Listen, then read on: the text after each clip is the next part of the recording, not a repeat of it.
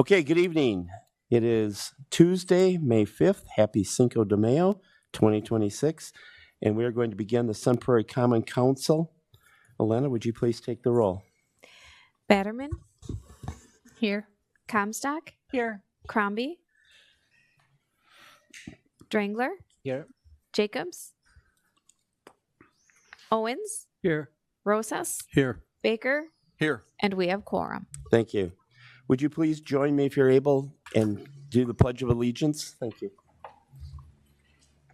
I pledge allegiance to the flag Of the United States of America and to the republic for which it stands, one nation, under God, indivisible, with liberty and justice for all.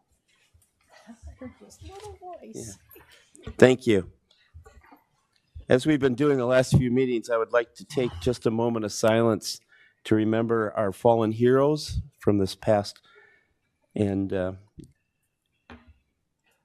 send them our prayers. Thank you.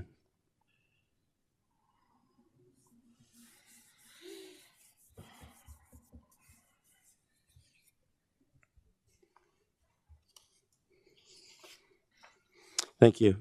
Now we're going to move on to the consent agenda. I would ask for a motion to approve. So move. Motion, do I have a second? Second. Okay, any discussion? Okay, hearing none, all in favor of the consent agenda, please signify by saying aye. Aye. Opposed? Thank you, that passes. If there's anyone in the audience that's here for public comment, that's an item not on the agenda, would you please come forward? Okay, hearing none. Oh, is there somebody? Okay. Yeah, I have you down, Bill, for 8A, oh, wait. Is that? Okay. I thought it was 8AB. Just a second, Bill.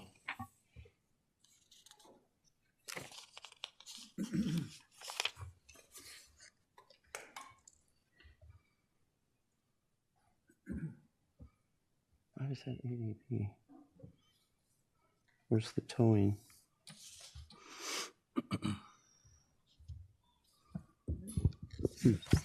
Okay. If you could please state your name and address, Bill. Bill Sellner, W9179, Old Highway 60, Lodi, Wisconsin, 53555. Owner of Bill's Towing and Automotive Repair.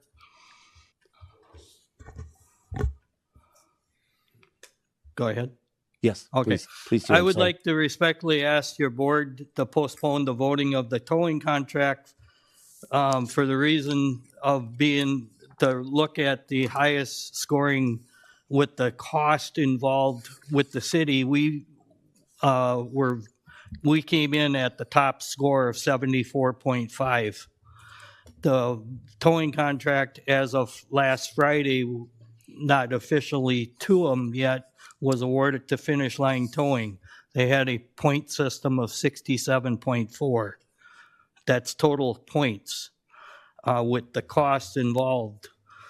I'm asking you guys to look at it, to postpone it, as usually what is the purpose of RFP if you don't go with the total points of a RFP? What good does a RFP do for anybody bidding for the city of Sun Prairie if you don't follow the vendor who gets the highest points? I'm asking in respect that you guys look at it, think about it, and, I would just like bring it to your attention that Finish Line Towing was scored second, not first. In the letter, what they were sent out, and this came from Michelle Garrison today, she emailed me, it says that Finish Line Towing was above received the evaluation of team highest evaluation. Well, that's not a correct statement, as we came in at 74.5. And it says that they came in the highest, and they would like to recommend Finish Line Towing as their contractor for the next 3 years with a 2-year extension. Well, this letter is not correct, that email or whatever you would like to say. So just asking if there's anything we could do, because I would like to, we support the Sun Prairie community. We haul their fire trucks, we tow their fire trucks. We have equipment large enough to haul their biggest aerial. We have a bus trailer to put on it. We have been doing this for years. And when I say years, we've been in business since 1996. We've been involved with the Sun Prairie Fire Department. You can ask the chief. We've been doing this a long, long time, supporting them with cars and training and supporting the Angel Park Speedway. Like I say, you know, I'm just asking for, what's the purpose of a RFP if you guys do not follow it? Okay, thank you, Bill. Thank you. Someone will, Chief, would you please follow up, or have Michelle or someone follow up with Bill? I know that was public safety. Mr. Mayor, Yes, may I comment on that, please? sure, Alder Rosas. I just want to comment on that because I sat on that evaluation, and there's more to it than the costs, because that was my impression when I first went in there. We look at qualifications, we look at experience, we look at locality of the person that does business in local, and sustainability. And I was surprised to know that it's not just the low cost, but how efficient that company is. And we discovered that Finish Line was the best. Nothing personal, sir, but I think that was what we came to, that determination. Now, you're welcome to speak to Ms. Garrison. She'll tell you the same thing. So I just wanted for you to know that. Can I make a statement to that? Sure. We've been in business since 1996. We have multiple city contracts, including the city of Middleton, and we know what response time is and everything like that. But to rely on one company, if you send an RFP for a bid proposal, then you shouldn't ask for an RFP to be sent out. You should go, Okay, we have, excuse me, I'm sorry, we have to end this because we can't get into a discussion Not debate. Yeah. back and forth. Okay, But thank you. somebody will follow up with you, Bill. I Thank do you. just want to note, this is also not on tonight's agenda, so this is not yet ripe for council to vote on. Yeah, That's correct. yeah, it's still coming up, Bill. Thank you. Okay, with that, we are going to do some proclamations tonight. So could I please have Lauren Huff come to the podium?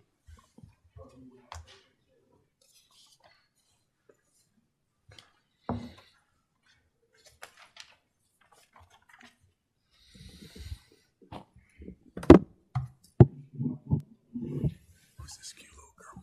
Do something special.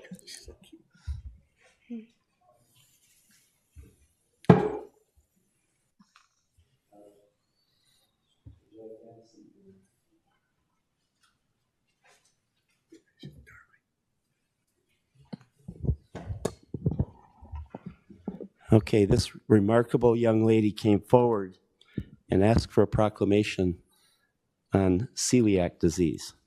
So Lauren, I'm going to have you hold this, the official document, and we're going to read it for the council to hear.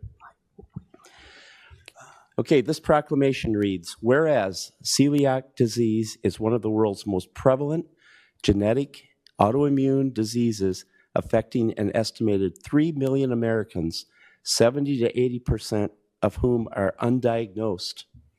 Whereas celiac disease causes the body to attack its own small intestine, which can lead to many other devastating health conditions, including cancer. And whereas celiac disease results in an extraordinary economic and productivity cost to both the public and private sectors from employee and student absenteeism, as well as repeated, inclusive visits to healthcare providers. And whereas, on average, it takes 4 years to correctly be diagnosed with celiac disease. And whereas there is no medication or cure for celiac disease, and the only treatment is a lifelong, strict, gluten-free diet, and whereas studies show that up to 50% of people on the gluten-free diet continue to experience symptoms and have intestinal damage even when adhering to a strict gluten-free diet. And whereas celiac disease is socially isolating due to the inability to safely consume food in many restaurants or communal environments, and patients with celiac disease report experiencing a lower quality of life than other individuals with chronic celiac disease. Now, therefore, I, Stephen C. Stocker, Mayor of the City of Sun Prairie, encourage residents of Sun Prairie to increase their understanding and awareness of celiac disease and proclaim the month of May 2026 as Celiac Disease Awareness Month. Congratulations, Lauren. Thank you for bringing this forward. We're going to have a picture taken with the, and then you wanted to say a few words? Okay. So we'll have our, see if Mark can come out here.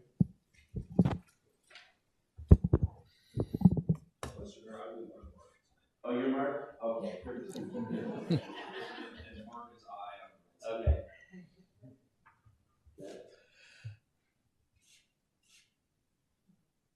Okay.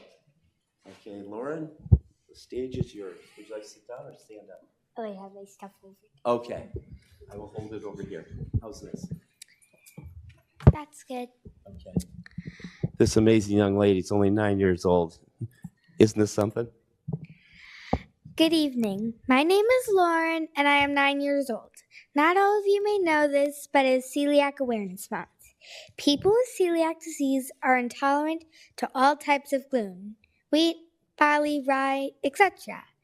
If we eat gluten, our immune systems will attack our intestines. For those who have celiac disease, like me, it is an internal struggle watching your friends and family eat something you can't eat. It is very hard to have celiac disease. Everyone even has ways to cope. For me, I try to find replacements to foods I can't safely eat. For the month of May, give a thought to the people living with celiac disease. Thank you for issuing this proclamation and for listening to me. Would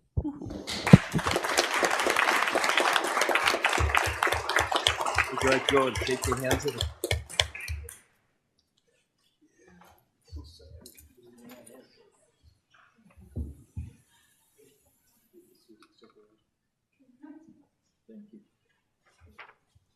I'm sorry for all the proclamations that followed that one. Yeah. I do want to note on the agenda, there's Ali Berge proclamation. That was presented earlier today at the Colonial Club. Ali at the Sun Prairie Education Foundation breakfast. We celebrated his 100th birthday. And so a proclamation was done, and if anybody wants to see that, I have that here. Okay, next up, Shar and group for the American Legion Auxiliary Poppy Days.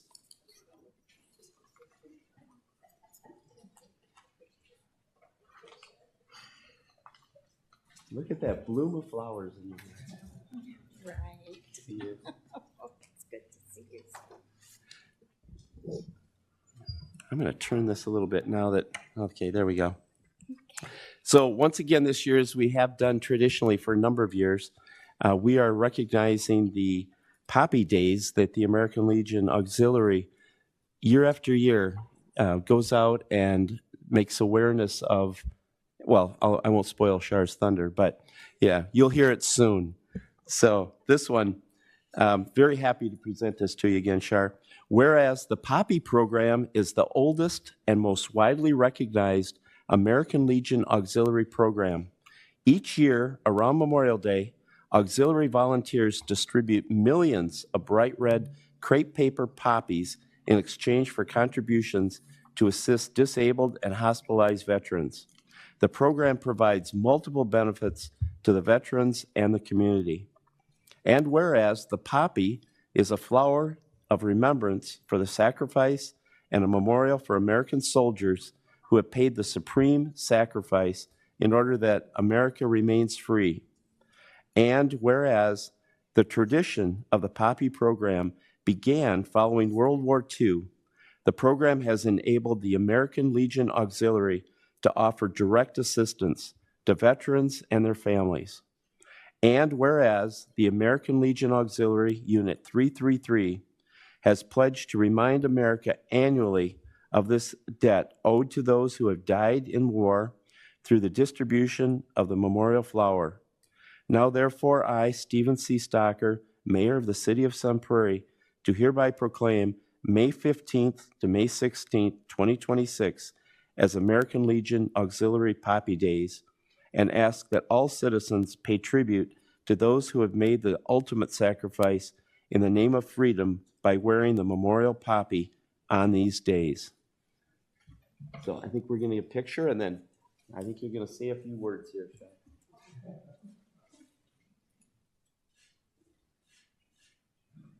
Okay. Here you go. The podium is yours. Well, I've been here a few times, so Got this down. yes. I'm very proud and honored, though, to bring these and distribute them because of all of these veterans that we have lost and what they have fought and gave up for us. These poppies are made by veterans in Milwaukee at Zablocki. They're made by hand. Our units pay them, it's like 20 cents a poppy, which isn't much, but a lot of the orders didn't get filled this year, we were told, because they ran out. You know, it takes them quite a while to make them. But all proceeds go to the veterans and their families, and especially in Dane County. And whenever a veteran in Sun Prairie needs help, the Legion and Auxiliary respond. So anything you donate is welcome, and wear it with pride. The Friday before Memorial Day is National Poppy Day, so that's a day that hopefully you'll display it then. So thank you.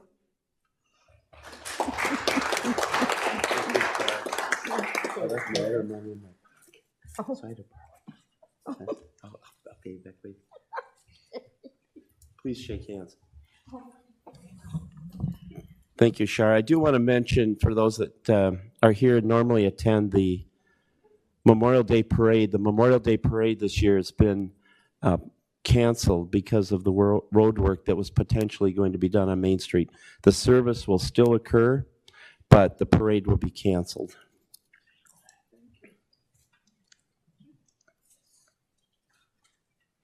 Okay, next up, Mental Health Awareness Month. Janelle, thanks for coming out. There you go. Okay, next proclamation is for Mental Health Awareness Month.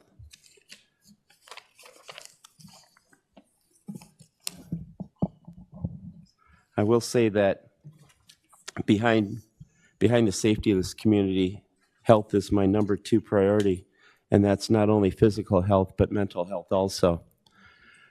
So with this proclamation, we'll wait for Shar here for a minute.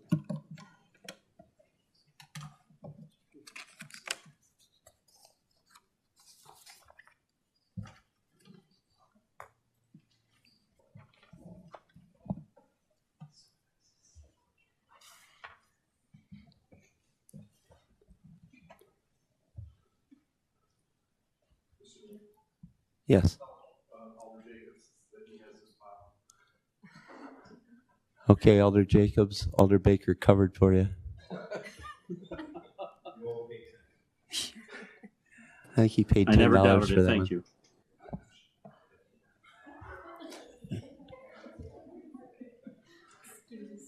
No, thank you, Shar. Thanks for coming out.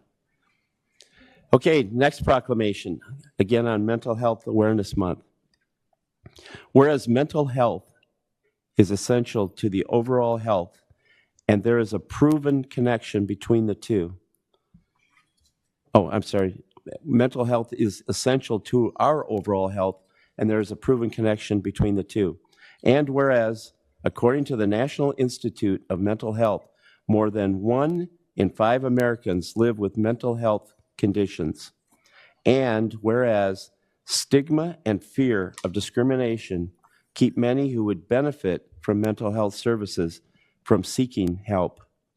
And whereas people with mental health conditions make important contributions to our families and our communities. And whereas people with mental health conditions can recover when given the necessary services and support in their communities. And whereas greater public awareness about mental health issues can change negative attitudes and behaviors toward people who experience these challenges. And whereas the city supports the various community members and organizations such as the Sun Prairie Wellness Coalition who share in the mission of reducing stigma and connecting individuals and families impacted by mental health conditions to resources. And whereas the city of Sun Prairie strives to be a welcoming and inclusive place where members feel valued, safe, and supported regardless of their mental health status. Now, therefore, I, Stephen C. Stocker, by virtue of the authority invested in me as mayor of the city of Sun Prairie, hereby proclaim the month of May as Mental Health Awareness Month in the city of Sun Prairie and encourage all our community to increase awareness and understanding of mental health challenges, reduce stigma and discrimination, and promote accessible services for all. So, Janelle, you get a picture and then I'm sure you want to see.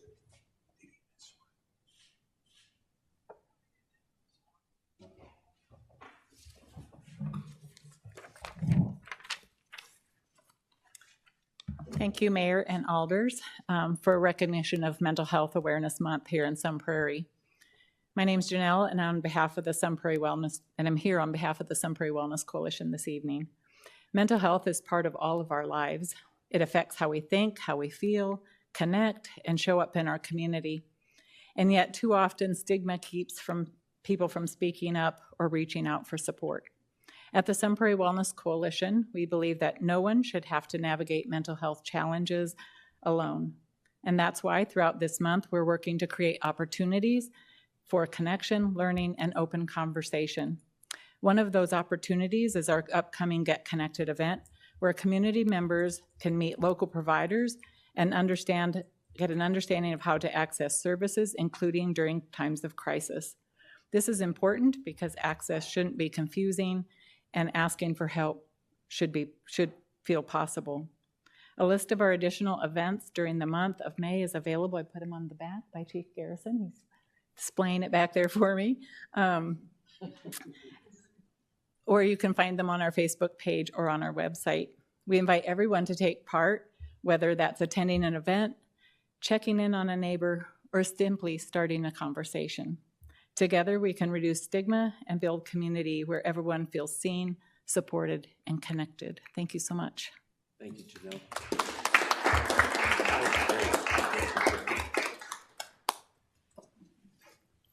And thank you, Janelle. Okay, while Janelle is going and shaking hands, the next item is the Affordable Housing Month. So members of the Affordable Housing Coalition, please come forward. What a turnout. This is great. Fantastic.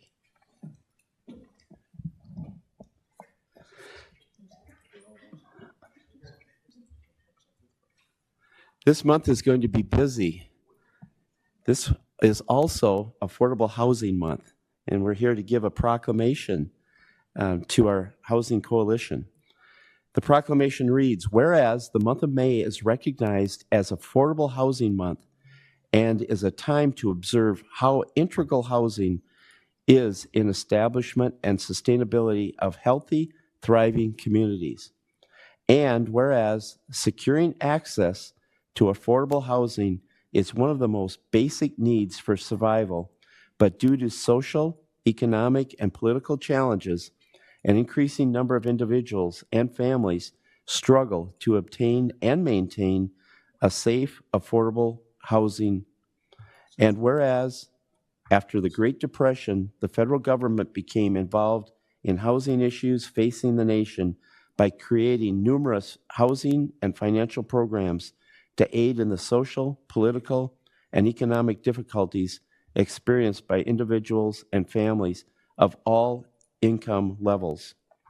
And whereas we recognize that affordable housing is not available to every current or prospective Sun Prairie community member, and that economic inequality, restrictive, and inclusively development regulations, discriminatory lending practices, and a shortage of affordable housing types have resulted in a housing market that disadvantages households experiencing low income or hardship, and individuals and families of diverse backgrounds in particular. And whereas we acknowledge that although affordable housing has been historically challenged and continues to be today, the City of Sun Prairie is committed to exploring solutions, taking actions, and partnering with local, regional, and national partners to address the multifaceted issue of affordable housing. And whereas the City of Sun Prairie has partnered with the Sun Prairie Housing Coalition, as recommended by the Sun Prairie Housing Study, to engage the community in finding solutions to the housing crisis through education, advocacy, and action. And whereas the city has established an affordable housing fund to further the goals and commitments thereto laid out, and whereas we commit to affirmatively further fair housing by taking meaningful actions and in addition to combating discrimination to overcome patterns of segregation and cultivate inclusive communities free from barriers that restrict access to opportunities and civil liberties such as housing. And whereas the City of Sun Prairie is committed to advancing equity, honoring our diverse identity, and fostering an inclusive culture that contains housing for individuals and families of all backgrounds and financial means, so they may have an opportunity to thrive here. Now, therefore, I, Stephen C. Stocker, by virtue of the authority vested in me as mayor, on behalf of the City of Sun Prairie, do hereby proclaim May 2026 as Affordable Housing Month and encourage everyone to advocate for affordable housing and engage in the various activities city staff and our partner organizations have planned throughout the month. So, good. We'll get a picture here. I have a heck of a cold. I'm not gonna get real close. Yeah, let's do a group picture. Come on, everybody. Okay. Can you see everybody, Ethan?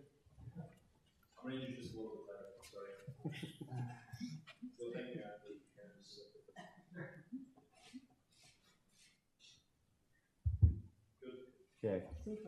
If anybody wants to speak, I'm sure Bill, you want to go first here? Designated, yes. You're- Okay. Good evening. I'm Bill Dunlop, and I am the president of the Housing Coalition. Wanted to give you all thanks for the proclamation tonight and for the recognition. We are celebrating some things that have happened over the last year. The Affordable Housing Fund being formed, auxiliary or accessory dwelling unit ordinance that'll be hopefully enacted tonight. Sun Prairie Schools have got a program now where we work with homeless families, and they've got at least 2 registered in that program now. They finished the year last year with 336 homeless students, and they are on track right now to hit that number again this year. The Housing Coalition, formally organized as a corporation, and we are in the process of becoming a 501c3 so that we can continue our work and raise the funds that we need to do that work. Last year, we educated high school students who are entering the housing market, This year, we'll do that again later this month as part of Affordable Housing Month. We're also expanding to do that for seniors who may be changing their housing situation, and we'll do that in August in coordination with Colonial Club. Affordable housing does not necessarily mean only low-income housing. The median cost of a house right now in Dane County is $456,000. The salary needed to buy and live in that house is $110,000 to $150,000 a year for that family. That's after the down payment has been made. That works out to about $3,000 a month. So in order to afford a single-family home now in Dane County. So everything that we do for affordable housing, it's a long-term commitment. We have to look at the impacts of everything that we do in this community. We're in the process of doing a zoning code rewrite, and what comes out of those will affect the cost of housing, our development standards, and other things like transportation. And all those need to be considered when we take action in the community.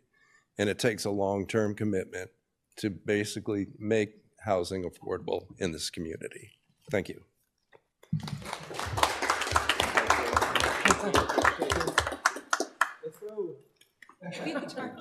I'll go last. Bill, thank you. Great words. Thank you. Thank you very much. Thanks again.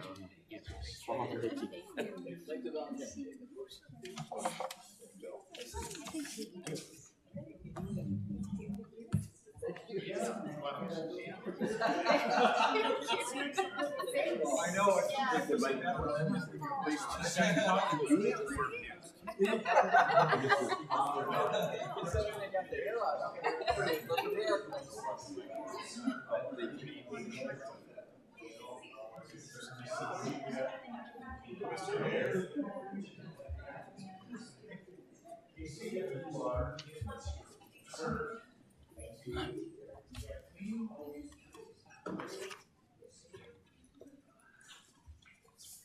Oh, that was good.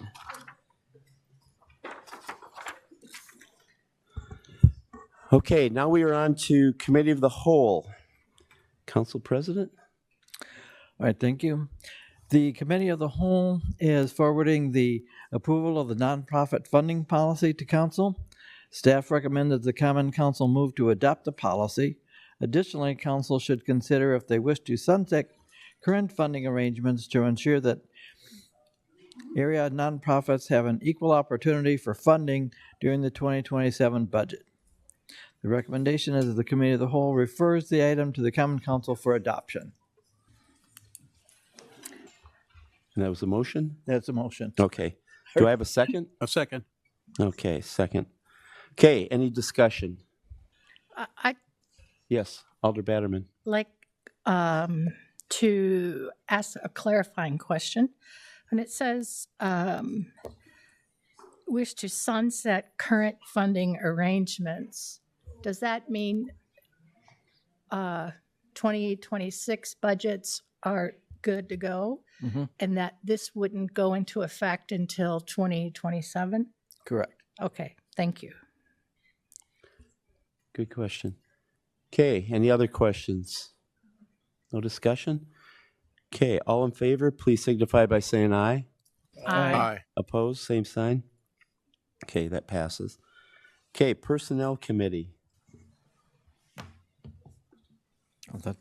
That's me again. Yeah, I'm sorry. The Personnel Okay. Committee approves the updated 2026 non-union pay plan and updated job descriptions just last night. And the committee recommends that the council adopt. And Okay. I so move. Okay, do we have a second? Yeah, second. Okay, Alder Dringler seconds. Okay, let's open it up for discussion. Oh, Alder Batterman. Being the new kid on the block, I have a question concerning how items that go through committee don't they normally go to Cal first and then they'll come to Common Council? Because this topic was discussed yesterday at a meeting at 4:30, and it went straight to Common Council the very next day. It seems rather quick. I think our city attorney's ready to speak on that. I would be happy to address that if you would like, Mr. Mayor and Alder Batterman. So the normal practice for routing items is that it would either go to a committee or to the committee of the whole. So the committee of the whole is generally used for a matter of citywide importance. So for example, we just discussed that polling place change. That affects every single resident of Sun Prairie. But under our structure with the 4 standing committees, those committees normally have the authority to make the initial review of those items and then refer them on to council for adoption. So that's why it went to personnel and then subsequently to council. We don't normally go personnel committee council or committee of the whole council. Usually it would go to a standing committee and then to council. So the items we see on a COW agenda normally are items that haven't previously been to a standing committee already. Okay, then I have a lot of questions concerning what occurred at the meeting yesterday. I was able to watch it, but I didn't ask for a link to be able to speak. So this practice of using this MGT, is that it? That's correct. They're an independent consultant that have evaluated the job description and then come up with a recommended grade, right? This is something that we normally do on a regular basis when we create a new or consolidate job descriptions, correct? When we do a pay plan restructuring, we typically use a consultant. When we create new jobs, if they're perhaps kind of one-offs, I would say, we can do the work internally. But given the breadth of this restructuring, it was my recommendation that we do utilize MGT to both establish the compensation for the newly created positions, but also do kind of a checkup on a market evaluation as well while we were doing it. And we've used the same consulting firm? Yes, they were previously called GovHR, but they then were they became a conglomerate, and so now they are rebranded as MGT. I think it would be helpful to me, at least, seeing as I'm just now being appointed to the Personnel Committee, when changes come to at the committee level, and thus to the board council, that we sort of include what's being deleted and what's being added, sort of a track changes type of a thing. Because especially when you're trying to combine 2 positions into one, it's hard to know exactly what they're going to start doing and what they're no longer going to be doing. So if I could just offer that as a request, I guess, for the future. And then also the original position that what's the difference in the pay, I guess, by the original person in this position is at a grade 12 or whatever. And this new position will be a grade 12 or a grade whatever. So we know whether there's going to be additional costs or if we're going to be saving some money. But I'm really concerned that we just had a referendum and said that we need to reduce some costs for our budget, and then now this is coming to us. I'm uncomfortable with it. I'm especially uncomfortable since it was sent to the Personnel Committee all of yesterday. We haven't really had a chance to discuss this and ask our questions before it came to the Common Council. So is there a way we can delay this? Mm-hmm. Okay. Yeah. That's what my preference is, just because I'm, once again, I don't know how long I'm going to use the new kid on the block card, but I'm going to use it as long as I can. Yeah. Because it almost sounds like this is a same night decision-making process, and I'm very uncomfortable with that. So I guess. Would you like the background? I think Administrator Oppenheimer has some. Yes, this Alder Batterman, this came up during the Personnel Committee discussion. This is the result, the regrading is the result of a decision that the City Council made in December of last year with the restructuring. And there was an understanding that some positions would be reclassified or potentially reclassified as a result of that restructuring. So this is the follow through to that decision that was made in December. And so it made, just because of sequence, going to personnel, then going to council, seem like it was rushed or fast. But it was a decision made by this body stemming back to December that we eliminated 4 positions.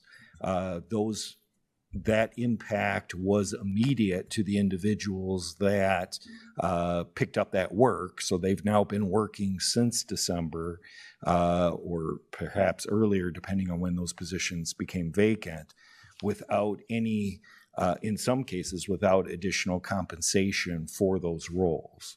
And so we can certainly delay it, but the cost impact we're proposing gets backdated to January 1st. So it is not saving costs as a result of the delay. It is merely changing when people get paid. Now, as you may know, the net savings for the positions, just so the community is aware that the action that we took did produce savings. The reorg itself saved $740,000 all funds. That's not only general fund, but all utilities and other funds that we have. As you know, we have multiple checkbooks. General fund only was $577,000 in savings. Although this compensation isn't completely set because you are merely doing the grades, we will have to do the steps. But we expect that the compensation will be under $125,000 all funds.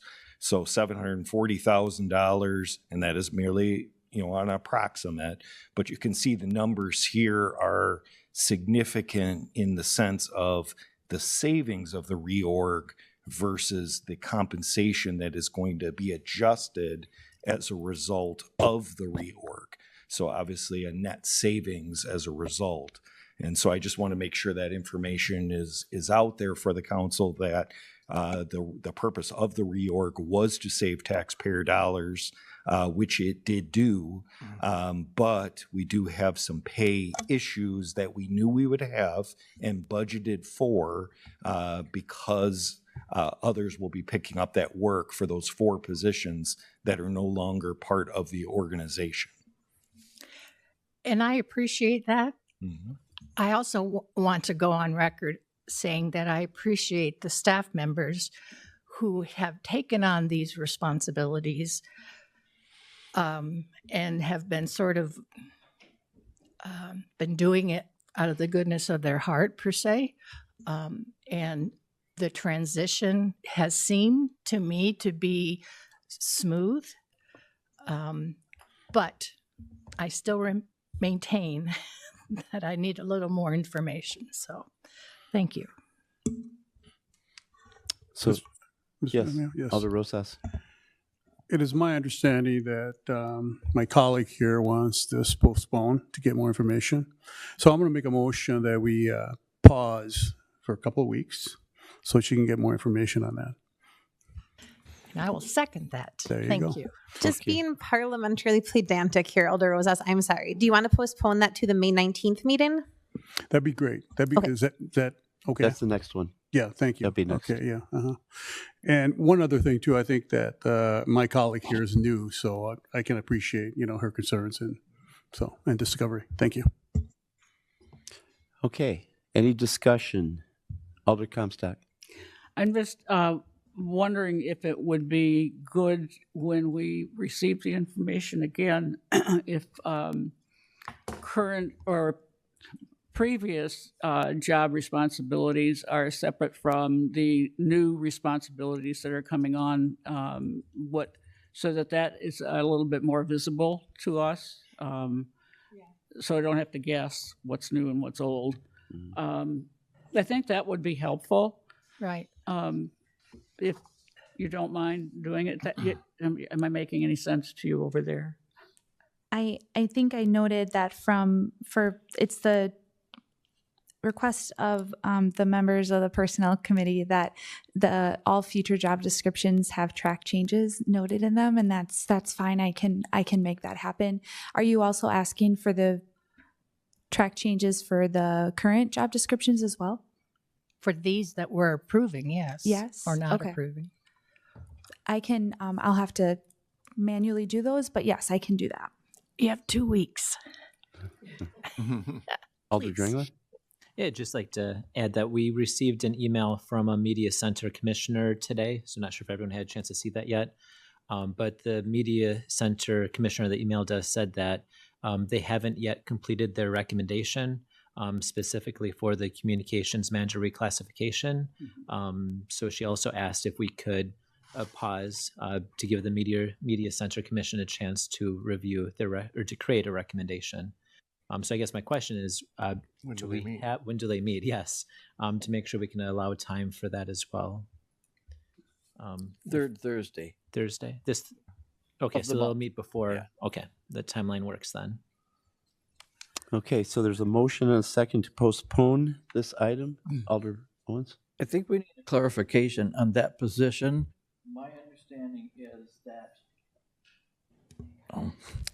My understanding is that when council approved the reorganization plan, the change in that position was a part of that, was it not? It was that the communications manager would oversee the media center, from a supervisory standpoint, that the executive director position would be eliminated, and that was part of the overall package. Yeah. Right. So that's a done deal. Yeah. Nothing for the Media Center Commission to review on that particular topic, correct? I believe, if I'm remembering right, I think there was a referral from this body way back in January to look at the structure of the media center and whether the communications manager, whether that was the right fit or whether an executive director should be looked at in some kind of format. Obviously, that was in January. We're now in May, so the media center has not forwarded a recommendation. The commission has not forwarded a recommendation to council on that referral. Excuse me, but I thought that referral was more specifically on the plan to move the Media Center Commission from its current segregated fund to the general fund, but was not including any specific position. I thought it was a funding question. Yeah, as far as I'm not sure, Alder Owens, I think we have to look at it. We're going back to January here, but my understanding is that it was concern over the supervisory relationship. I think there is still interest in the topic of the Media Center Fund because it is going to run out of money at some point. And so, that may be something that should be discussed. I know the Media Center Commission has been discussing that, but has not come to a conclusion on it. Well, actually, what the Media Center Commission discussed was not the position. It discussed the proposal, the time to fund part of that position from the Media Center segregated funds.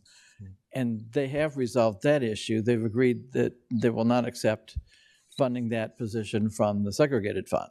Correct. So that's the funding question, is not the question of the person in the position that we're looking at in this from the Personnel Committee. If Yes, my understanding is we had proposed the communications manager position should in part be funded by the Media Center Commission fund. Right. The commission has said they do not want Right. to fund it. We understand that, and we are not proposing that the 50,000 move forward and be funded by the Media Center Commission fund. Right. That has been resolved. I agree. I think the item that was referred by this body was whether there should be a separate executive director beyond the communications manager for the media center, which obviously would exacerbate the fund quickly. But I think this body thought there might be fundraising potential or some kind of role that this person would play in both overseeing the media center and fundraising, and that was what was referred to the Media Center Commission to determine if that was a viable initiative idea, I guess. I think our city attorney wants to weigh in on this one. I do very briefly, if you'll indulge me. I just want to be clear about what the role of the Media Center Commission is. They are an advisory body to this council. They do not have direct oversight over personnel. They make recommendations to the council on what the Media Center's budget is, but with all due respect to the commission, I know there are some commissioners here this evening. It's council's job to ultimately set the budget for the Media Center, and it's council's job to establish salaries. So I understand we're likely postponing this anyway, but I just want to make sure we don't get outside the scope of a commission. In 2024, we significantly changed the duties of the Media Center Commission because there was a lack of clarity over who actually hired and fired personnel. So the Media Center Commission does not have authority over personnel. They can always make recommendations to the council, as all commissions can do, but they don't set salaries and they don't set job descriptions. Okay, so this item, there is a motion to postpone until May 19th. Alder Comstock. I'm sorry. I just want to, I think I said this yesterday, but I need to say it again. It's that I think it's very important that it's important how this information is delivered to the citizens of Sun Prairie. What we're looking at on paper here is a number of people who have had their jobs changed somewhat, and that increases salary in step. And at the same time, a referendum just failed, and we have on a list of things to talk about at some point, people losing insurance, programs going away, and I have a hard time having those one in one hand and one in the other and making sense of it to our citizens. So how you present this is going to be extremely important, and I don't think you can underestimate that, but that's just me, and I needed to say that, so. Okay, any further discussion? Alder Baker. So it was an interesting discussion last night, especially President Owens and Alder Comstock and I, and trying to decide and figure out where we were on this.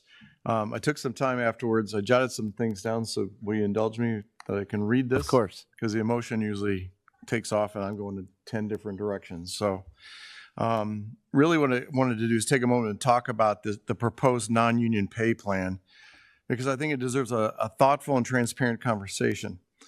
First, I appreciate the work that went into this. Having a structured, fair, and competitive pay system matters. It helps recruit, retain, and treat our employees the right way. That part's important, and I support getting the structure right. But here's where I'm struggling. The plan is built around a compensation model that targets roughly the 65th percentile of the market. In simple terms, that means we're positioning ourselves to pay higher than a majority of the comparable communities. This is a policy decision where we intended or not to be. That 65th percentile means that we're 65% higher than what market is. So we're going above and beyond. And I don't believe we fully had the discussion about this policy in that percentile. We also need to be honest where we are today. The community just voted no on a referendum. And right or wrong, that's a signal. Our residents are paying attention to how we manage cost. And how this is viewed matters just as much as the numbers themselves. So when residents see increases in grades, expanded ranges, long-term salary growth built into the system, the question they're going to ask is simple. How does this align with what we just heard from the voters? I'm not saying we walk away from this work. I'm saying we need to slow this down and make sure we're aligned on a few things. What is our compensation philosophy as a city today after referendum? Are we intentionally choosing to be above average in pay, or should we be targeting something closer to the middle? What is the full multi-year cost of implementing this plan, not just 1 year? And how do we balance between competitive with being responsible to the taxpayers? I think we can get this right, I really do. But getting it right means being clear about assumptions and making this decision intentionally, not just accepting it because it's been recommended. At the end of the day, we work for the residents, and we also have responsibility to the people who work for this city. Those two things have to be balanced, especially right now. And that's why I believe we need to take a little bit more discussion before we move forward on this. One of the questions I had was, why the 65th percentile? Why not the 50th percentile? Because of the referendum. What would the total be over a 3-year plan? And of the comparable cities that were used in the foundation of the organization, which go to their website, it's interesting. They really work well to prop up dollars and stuff for municipalities. Is it the wealthier group that was used, or was it a faster growing group that was used in the comparison? And then what happens if we freeze the grades but keep the structure? And then last, how does this align with a failed referendum? I think so the public is asking, you needed more money, but you're raising internal pay structures. Then the last thing is, it appears to be at the top of the pay level and more administrative than at the bottom that we're really going to affect. Thank you. Thank you. Alder Batterman. But I also would like to add to that, how can we ask employees to do more for the same amount of money? I mean, that's just not common sense. I mean, with you. You know.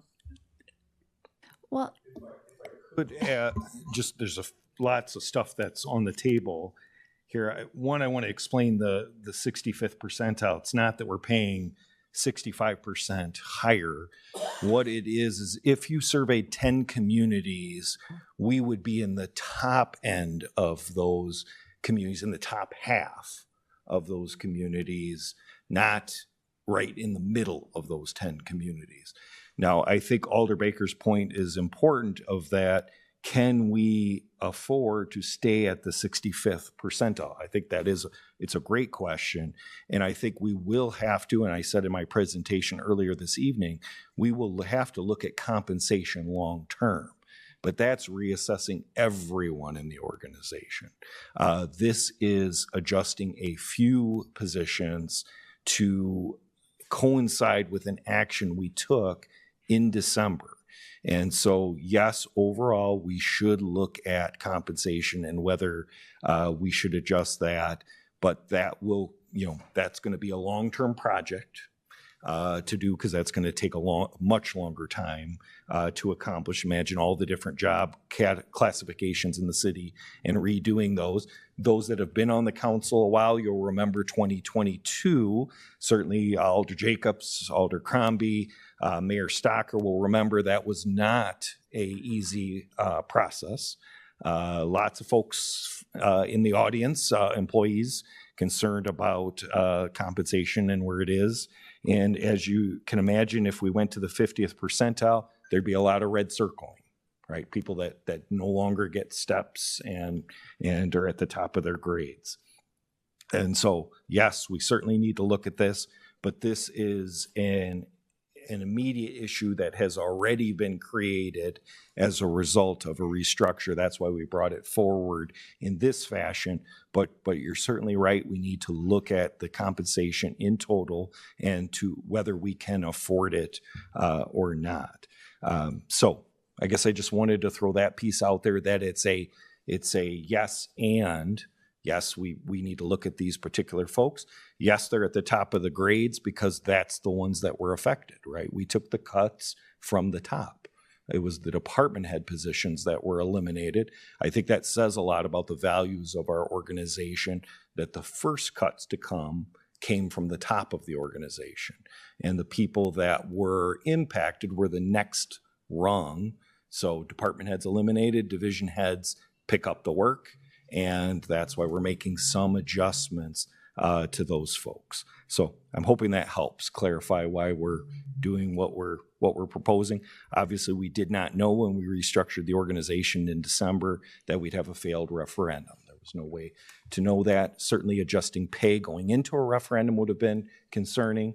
Obviously, coming out of a referendum that was not as successful as we like, and we're looking at pay, is also not desirable. But the challenge is the decision was made to do that, and it did produce savings for the taxpayers as far as going forward for our organization.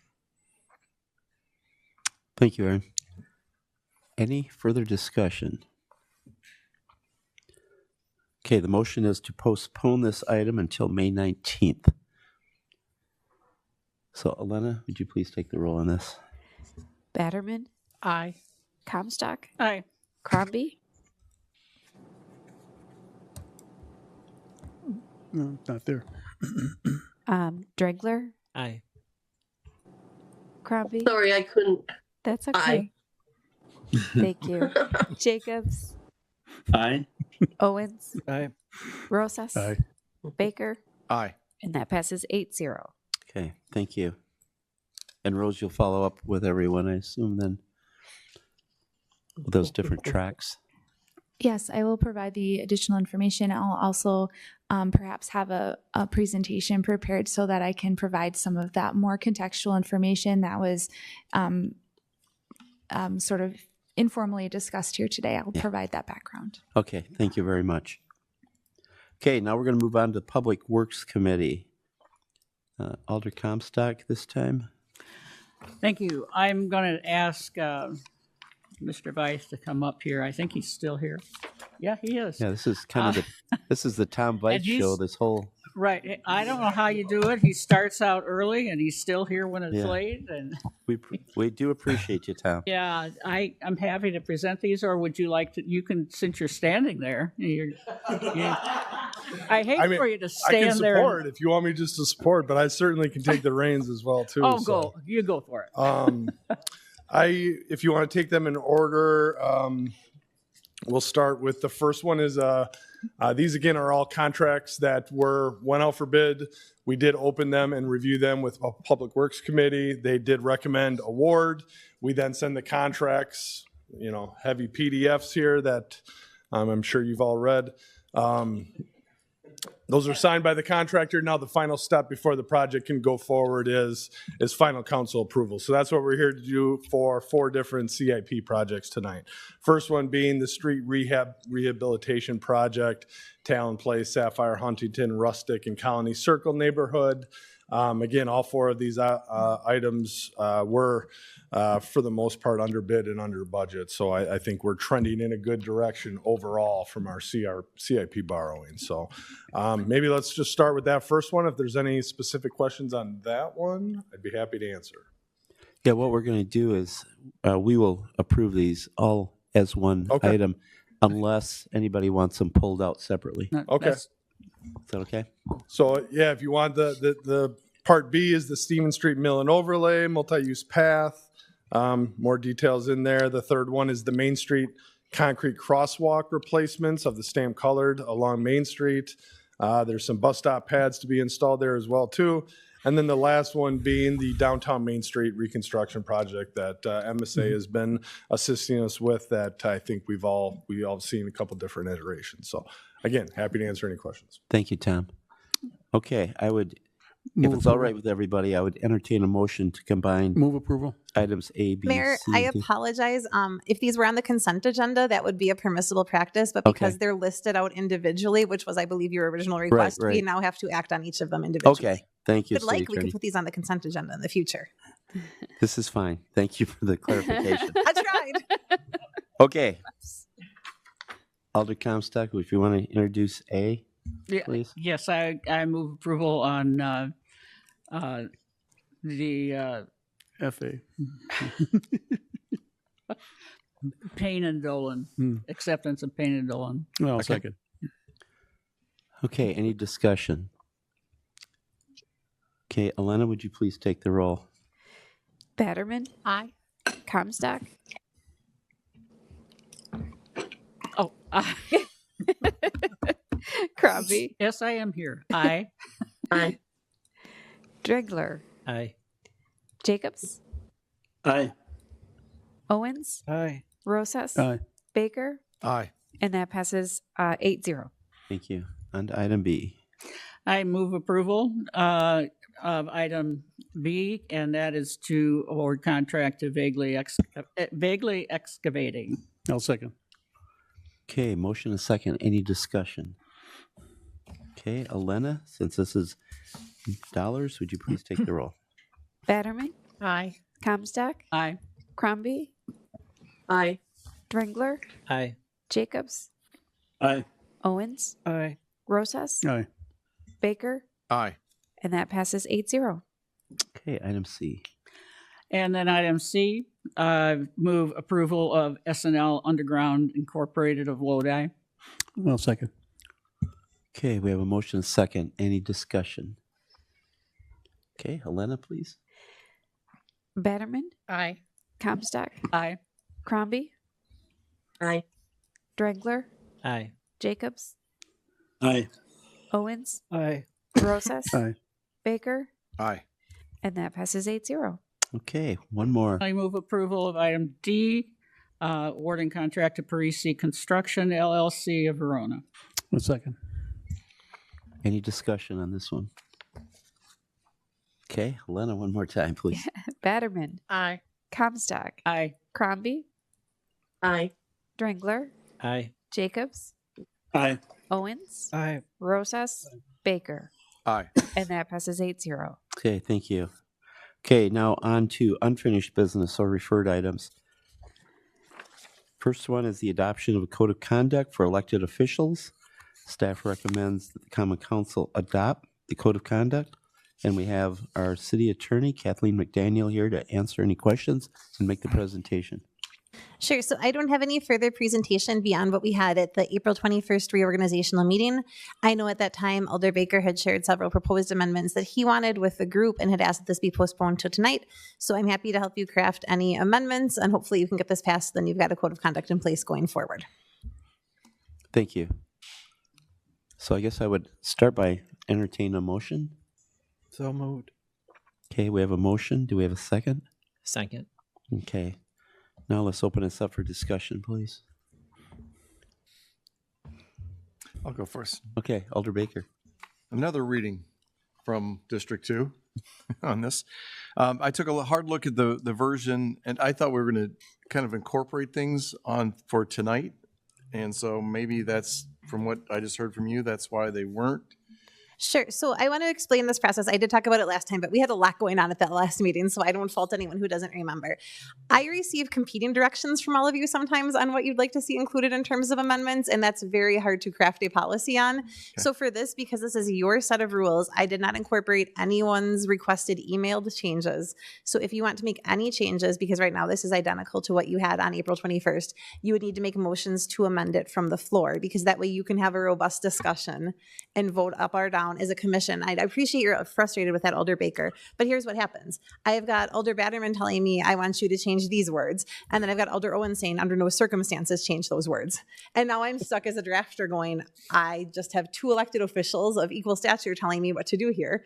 And I don't know which position to take. So I included none of the emailed amendments. If you vote on amendments at committees, like we did with the nonprofit policy several times, that will get included in a future draft. But I don't include proposed emailed amendments unless there's been a council vote on the issue. So this is identical to what you saw on April 21st. You are free to make any and all amendments as you see fit. Okay. So we should have made amendments the last time, basically.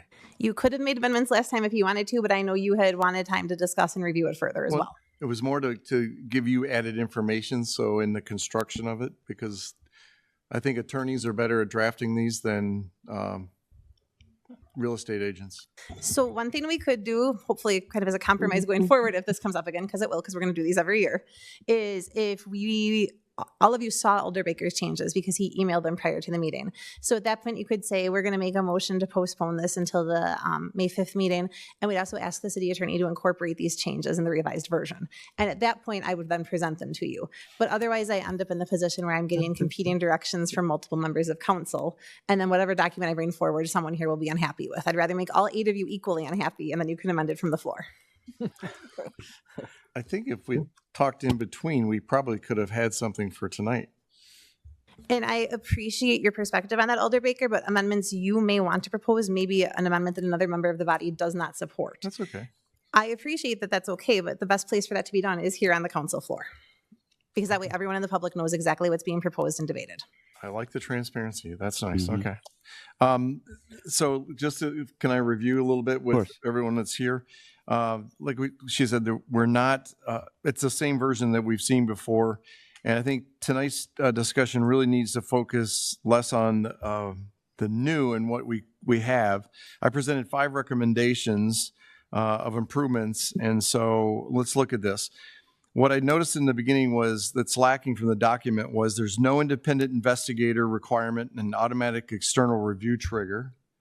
There's no defined intake for public complaints.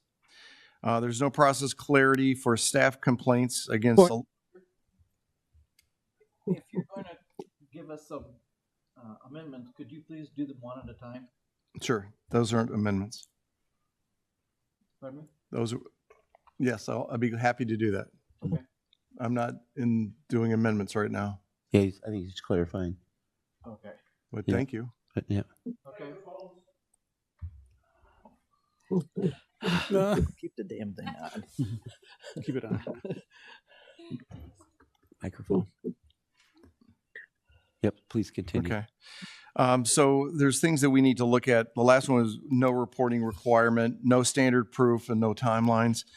I've also spent some time since our last council meeting, since we love to compare ourselves to other communities, looking at how other Wisconsin communities approach this. Places like Madison, Fitchburg, Middleton, Fitchburg, one of your favorite places, Middleton, Verona, Green Bay, La Crosse, and Eau Claire. One thing that stood out to me is that most of the communities allow multiple pathways for raising concerns about staff or operations. Our current draft routes everything through our city administrator, and I understand that intent. I really do. But it does create a pretty tight loop if concerns ever exist at that level, and they currently do.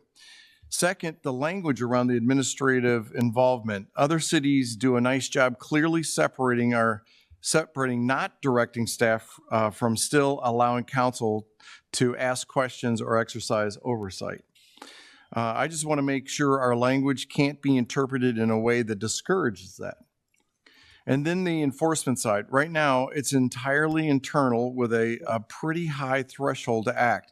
And that may be intentional, but it also makes it difficult to enforce it in practice. I think there's a lot of good in this document. I really do. I just want to make sure we're aligned with the best practices and not unintentionally limiting transparency of council's role. And if I can give some examples here, and then we'll come to those amendments, Alder Owens.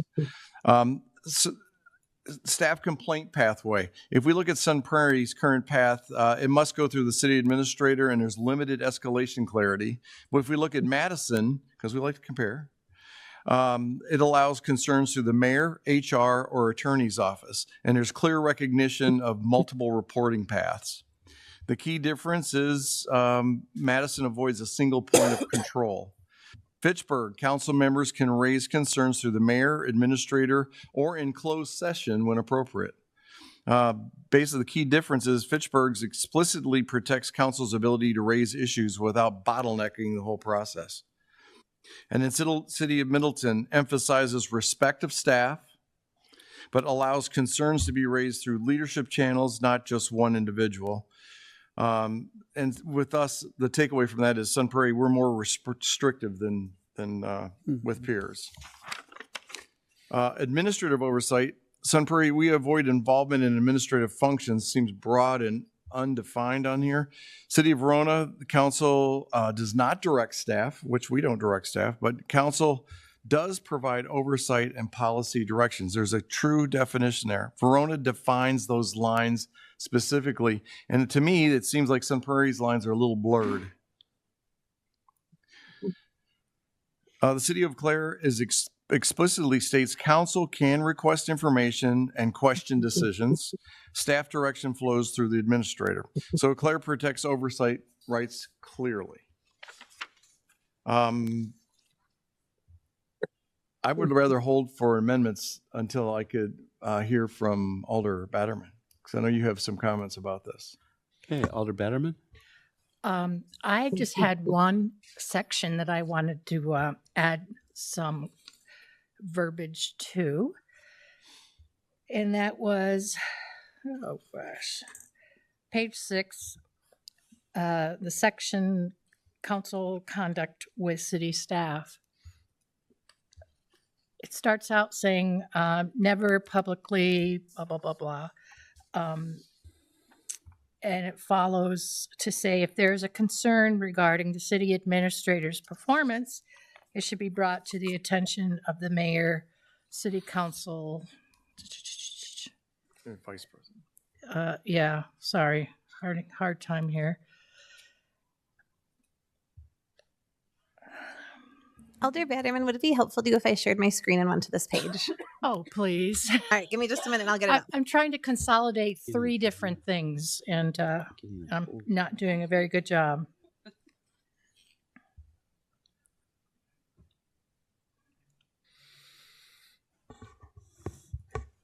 I'm just waiting for Zoom to graciously consider allowing me to connect. Okay.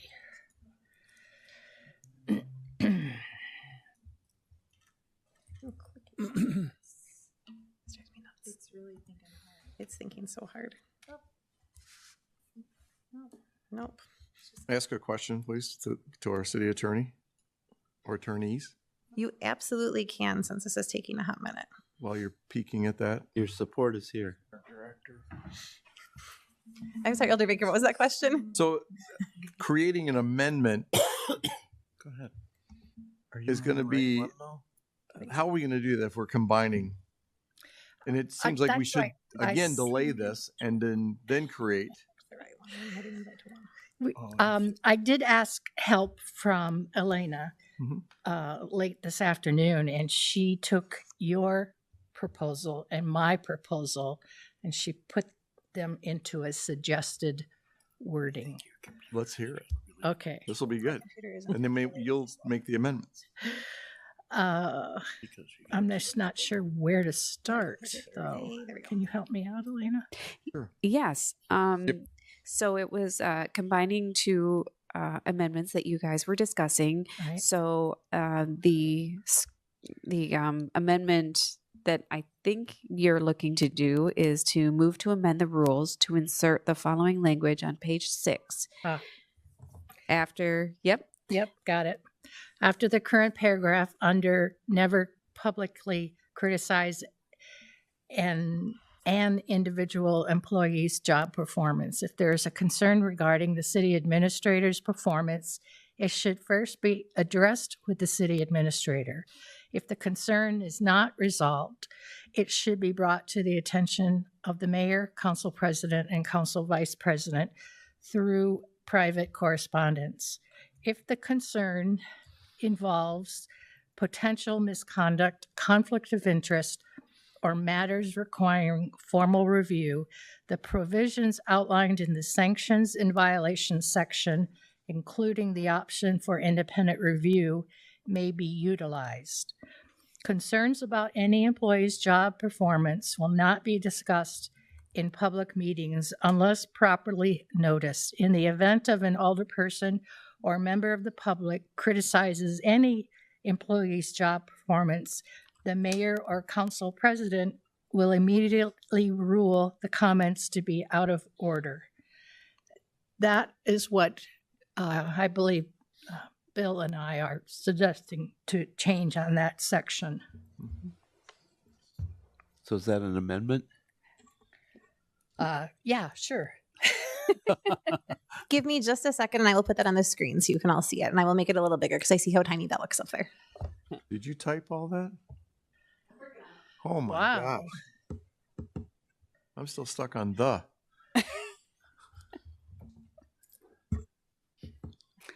Mr. Mayor, Yes. may I make a friendly suggestion? Of course. What's that?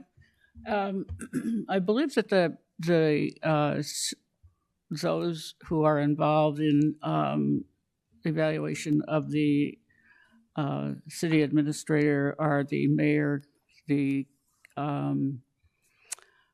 city council president, and the personnel chair. Personnel chair, and I would recommend making that change. And so putting the personnel chair in there and removing the vice president, who is not involved in that process. Okay. So that would be a. It's a friendly suggestion. I mean, if she wants to rewrite it. I guess I would ask Alder Batterman if that should be added to your amendment. Absolutely. Okay. Thank you. We'll consolidate these amendments. Just for clarification for the minutes, replacing the council vice president with what? Personnel chair. Replace the council vice president, personnel chair. Thank you.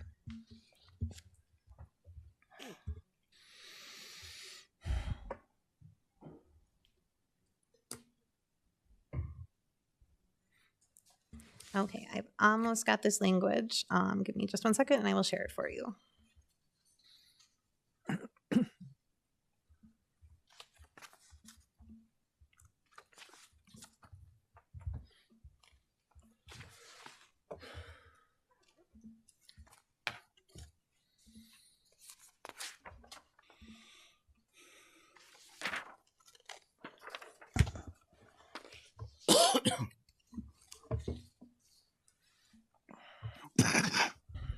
My font is a little wonky, but hopefully the intention is there with the changes, which are the language in red.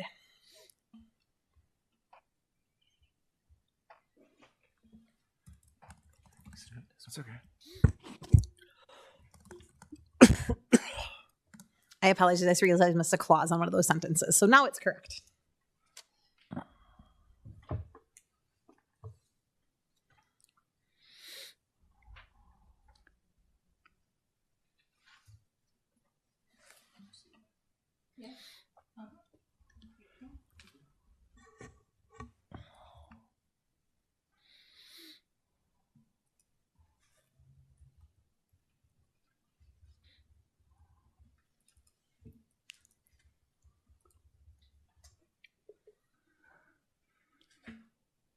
So at this point, do you agree with this change? Yes, I'm sorry. I didn't realize you were waiting on me. No, I was just seeing. Anything else, Kathleen, that needs to be changed? So I believe that was the language as proposed by Alder Batterman in her motion. So I think what might be most appropriate is to vote on the amendment of including this language. And then if there's additional amendments anywhere in the policy that you'd like to seek, we could then take those up. Okay. Elena, I can't remember. Was there a motion on the floor for this amendment already? I believe there was. Yes, moved by Batterman, seconded by Baker. Yes. Thank you. Okay, so first move on the amendment. I have a question. Oh, Alder Owens.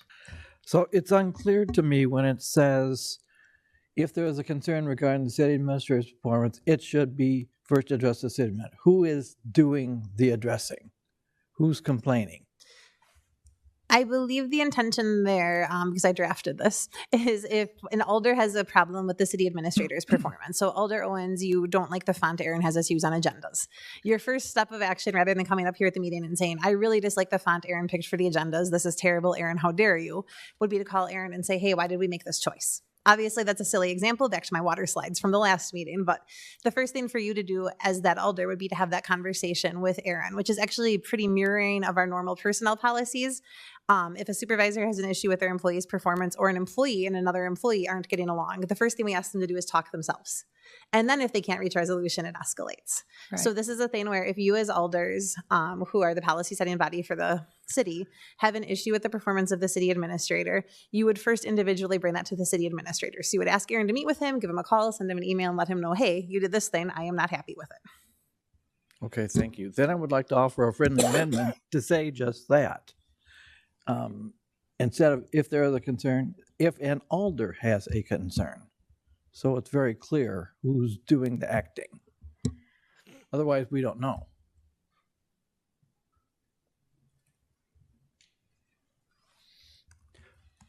I'm typing that But- in there just for discussion's sake for all of you as you're looking at it. I can Okay. take it back up very easily.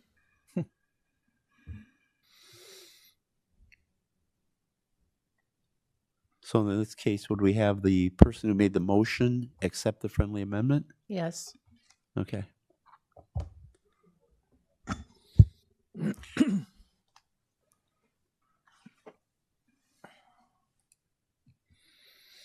The city administrator was kind enough to correct my grammatical error, which is why I just made that quick change. So it makes more sense. He's always very happy when he can find an attorney making a typo. You're amazing. Okay, I want to give everybody just a quick minute to look that over.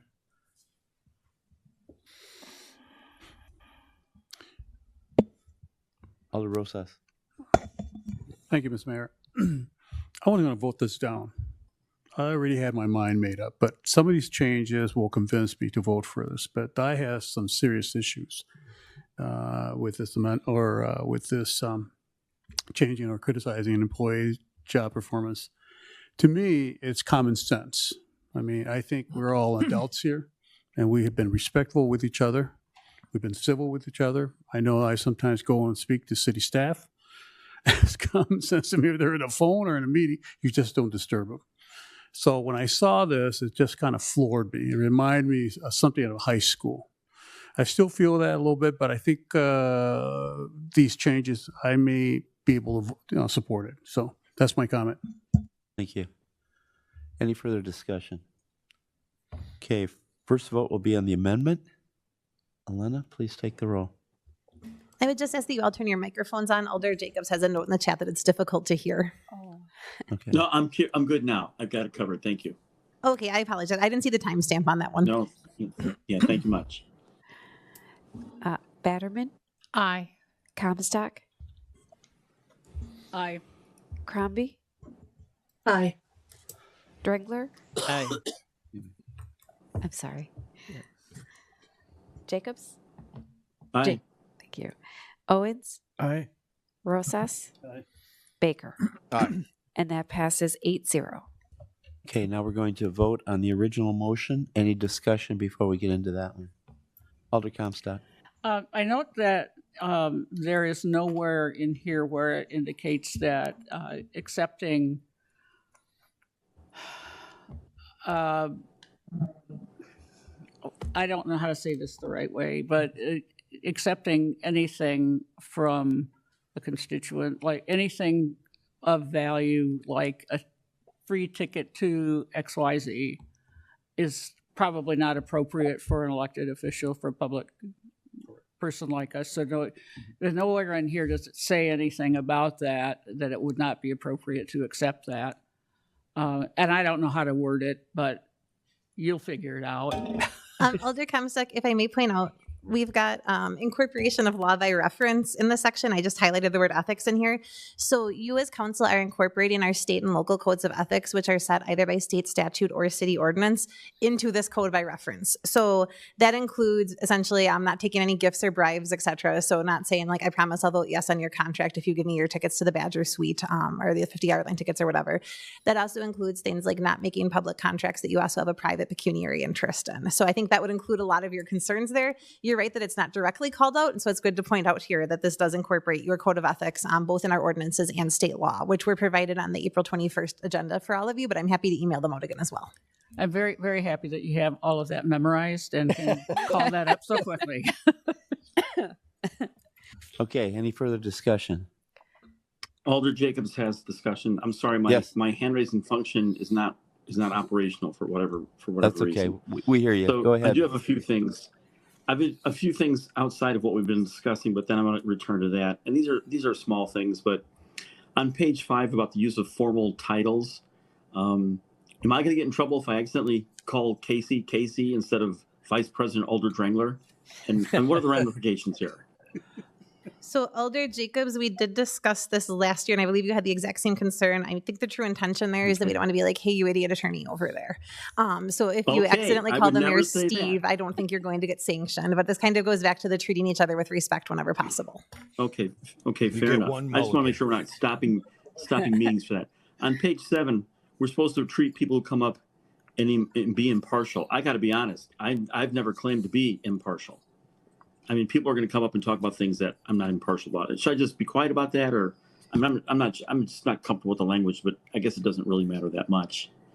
But I do want to talk about the employee performance on page 6 that everyone else is referencing. I want to know why we're restricted, because based on what I'm reading there, it suggests to me that we cannot discuss the performance of an employee with others on the council.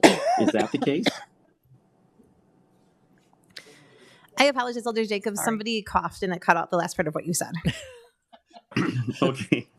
I'm asking, the way I read it, and perhaps I just didn't read it correctly, the way I'm reading it, it says we're restricted, that we cannot, for example, discuss the performance of employees with other people on the council. We can't use email to do so.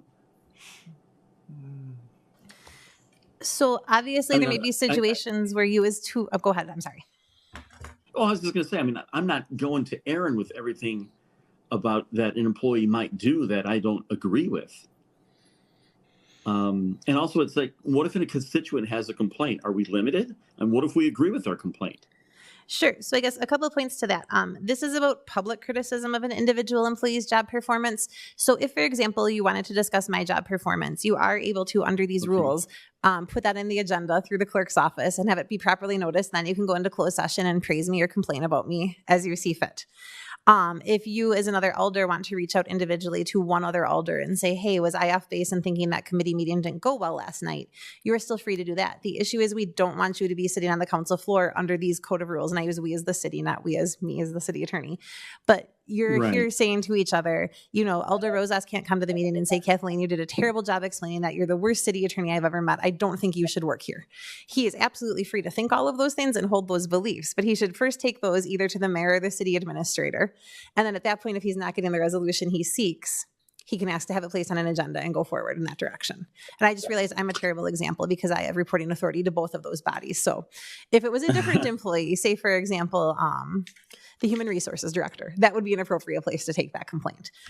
But we wanted to make sure that the first means of expressing displeasure with an employee is not publicly berating them on the council floor without notice.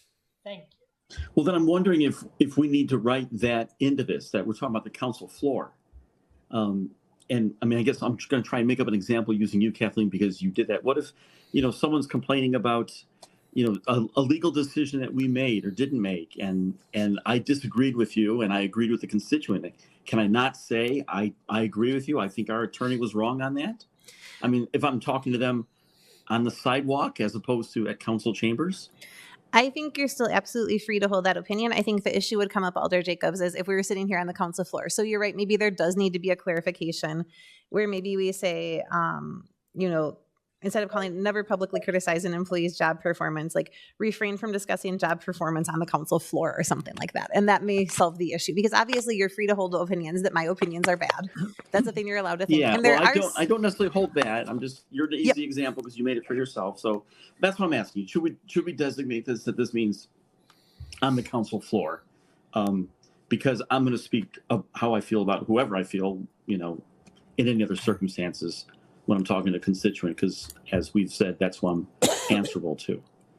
And then I had one other, well, I have a secondary question that I'm glad that Alder Comstock brought up the question about the vice president being in on the criticism of the city administrator. I want to know why was that the case?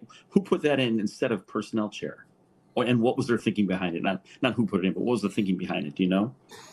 I believe I initially included the mayor, council president, and council vice president in there with the intention that that's who council self-selected to serve as leadership. I think Alder Comstock's point that the personnel chair is a participant in the performance review along with those other two individuals is valid. I understand why she made that proposal. My initial thought was just that was the council leadership. So I am the one who drafted that in there, but we have now made the amendment that it will be. Well, it's good to know. That's what I wanted to know why it came up. But I agree with Alder Comstock. I have that in my notes. Now, here's my last question is, again, on the same section about on page 6. And what is it that might be construed as criticism of a city employee? For example, last week, I asked Josh some questions about what other municipalities were doing, and I could see, and he didn't know, and I could see how that could be construed as me criticizing him for not knowing that, for example. Or maybe a better example, I'll give an example of Scott Krugler and I are, in my view, personal friends. We've played racquetball together, pickleball for years. I regularly lose in his basketball pools, but he and I very often differed on matters. And we would openly discuss them. I guess I would argue I would be criticizing his opinion on council. I mean, we're not going to be free to do that. No, I think you're free to criticize our opinions. The issue is that you don't want to directly criticize performance. So I guess an example would be, if I issue a legal opinion that says that you are no longer allowed to wear pink hats on Tuesdays, and you say, I really disagree with Kathleen's opinion, I don't know what her basis for that is, you're absolutely free to have that. If on the other hand, you're like, I can't believe our stupid attorney said that dumb thing again. She's so bad at her job. I don't know why Aaron recommended we hire her. Like, that's where we're getting into the issue. So of course you should ask questions of us about what we're proposing to you. You're entitled to all that information in order to be able to do your work well. I think the issue is there's a line, and in my mind it's not really a fine line, between asking questions like, Josh, do you know what other cities are doing? No, I don't, but I'll find out. Okay, thank you. Or saying, Josh, I can't believe you don't know, you're so stupid. What's wrong with you? And I think there have been situations where some members of staff have felt very berated by members of this body, perhaps in the past, some of whom may no longer be on this body. But I think the intention here as we were crafting this was to try to make sure that we did remember to treat each other with respect. As staff, it's our job to provide you with advice and guidance, but you are always the ones who make the decision. And I absolutely agree with that. And I don't want to see anyone berated, but I do want to, A, see people held accountable, and B, I want to be able to express as an elected official what my opinion is that, may be uncomfortable for someone to hear. That was my concern. So my only thing is, Kathleen, do we need to add district attorney or city attorney? I don't want that promotion. That's a lot of smoke. City Attorney McDaniel, do we need to add the words on the floor, and where might we add those, please? Sure. So I temporarily retitled this, and again, I can strike that to say refrain from criticism of employee performance on the council floor. So I think that may address your concerns. It would. And maybe what we could also do here, and someone will have to make this motion, and instead of saying should only be made to the city administrator, should be first made to the city administrator. So if you go to Aaron and again say, like, Kathleen's the worst attorney of all time, and he's like, disagree, not going to do anything about it, you're absolutely still free to request that the clerk notice that in a meeting and take that action.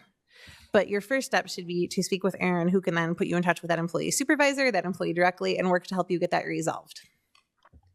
Okay, thank you. Alder Jacobs, I was wondering if I could make a friendly amendment to what you said. Right now, but just know there's no such thing as a friendly amendment. I know. A friendly change. Made us clear. So it reads right now, refrain from criticism of employee performance on the council floor. I know the intent, and I wonder if we could change it to, instead of on the council floor, when a quorum is present. Would that make more sense? So if we were out and That's about. That's fine with me, sure. That's better put. I appreciate because that incorporates council floor, but it could also count, could be, we're celebrating the, police anniversaries, and all of a sudden something comes up. You got it. That's why you're the mayor. That's better language. Okay. Thank you. So I made the revision the mayor suggested. I do believe a lot of this language in red was Alder Batterman's previous motion that was adopted. But just for clarity's sake, if someone would want to make a motion to adopt this paragraph as revised or to amend it to include this paragraph as revised, I think then we could go back to the original motion on the floor. Okay. I'll make that motion. I'll second. Okay, so we have a motion to approve the latest amendments. Any discussion? Can you repeat the amendment, please? Just for It's clarification. on your screen. It's on the screen. It's on Is the it screen. all of it or just the latest? All of it.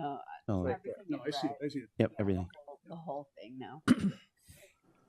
Okay, no discussion. Alana, please.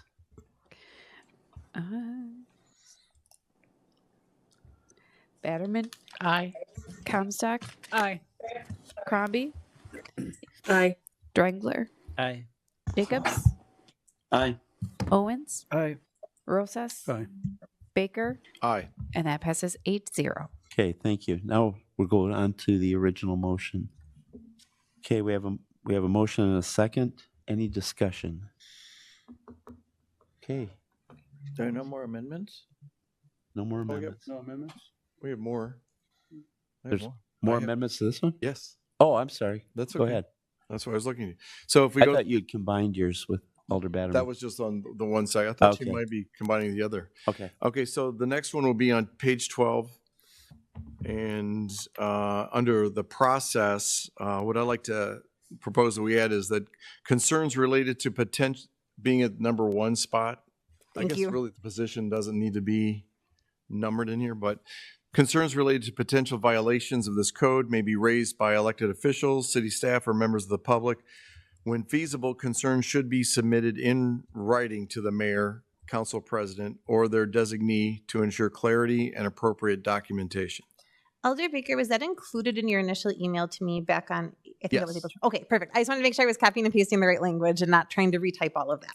I was going to say, if you could retype all that fast and remember it, I would be amazed.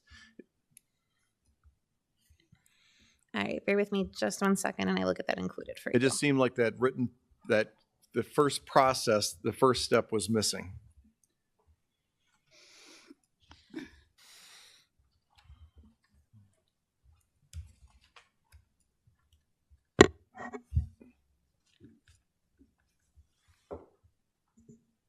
You find it? I found it. Yep, I'm about to include that for you right now.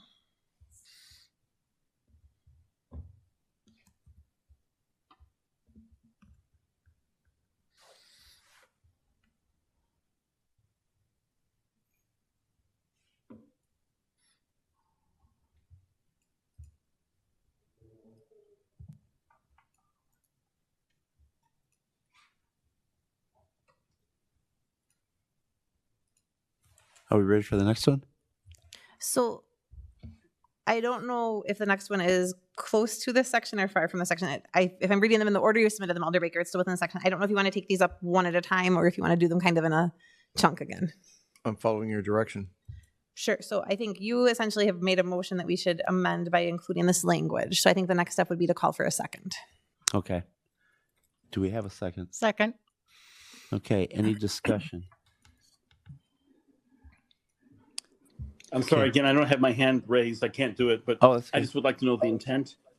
I'd like to ask The intent. Alder Baker the intent. The intent is that there's a starting place if there's an issue or a violation of code and what the process would be, and putting it in writing instead of verbally. Okay, agreed. Okay, any further discussion? Elena? That's it. Batterman, Aye. Comstock, Aye. Crombie, Aye. Drengler, Aye. Jacobs, Aye. Owens, Aye. Rosas, Aye. Baker, Aye. and that passes 8-0. Okay, thank you. Okay, Alder Baker. Okay, the next one is still on page 2, section 3, where it says refer matter to council. I put it as an independent review option, and the wording, and you're going to pull that up, I'm sure, but I'll read it. At any point following the referral to council, the mayor, council president, or a majority of the council may authorize the use of outside legal counsel or an independent investigator to review the matter and provide findings. The purpose of such a review is to ensure impartial fact-finding in matters involving elected officials, senior leadership, or where a conflict of interest may reasonably be perceived. Okay, I believe I inserted that where you intended it to go. Does this look correct? It does.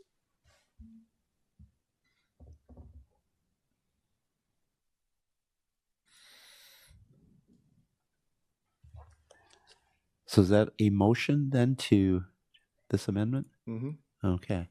Is there a second? Second. Okay, now we'll go on to discussion. Alder Owens. Just clarification, Alder Baker, who is making the referral? You've listed 3. Does that mean if any one of those wants a referral to an outside, it happens?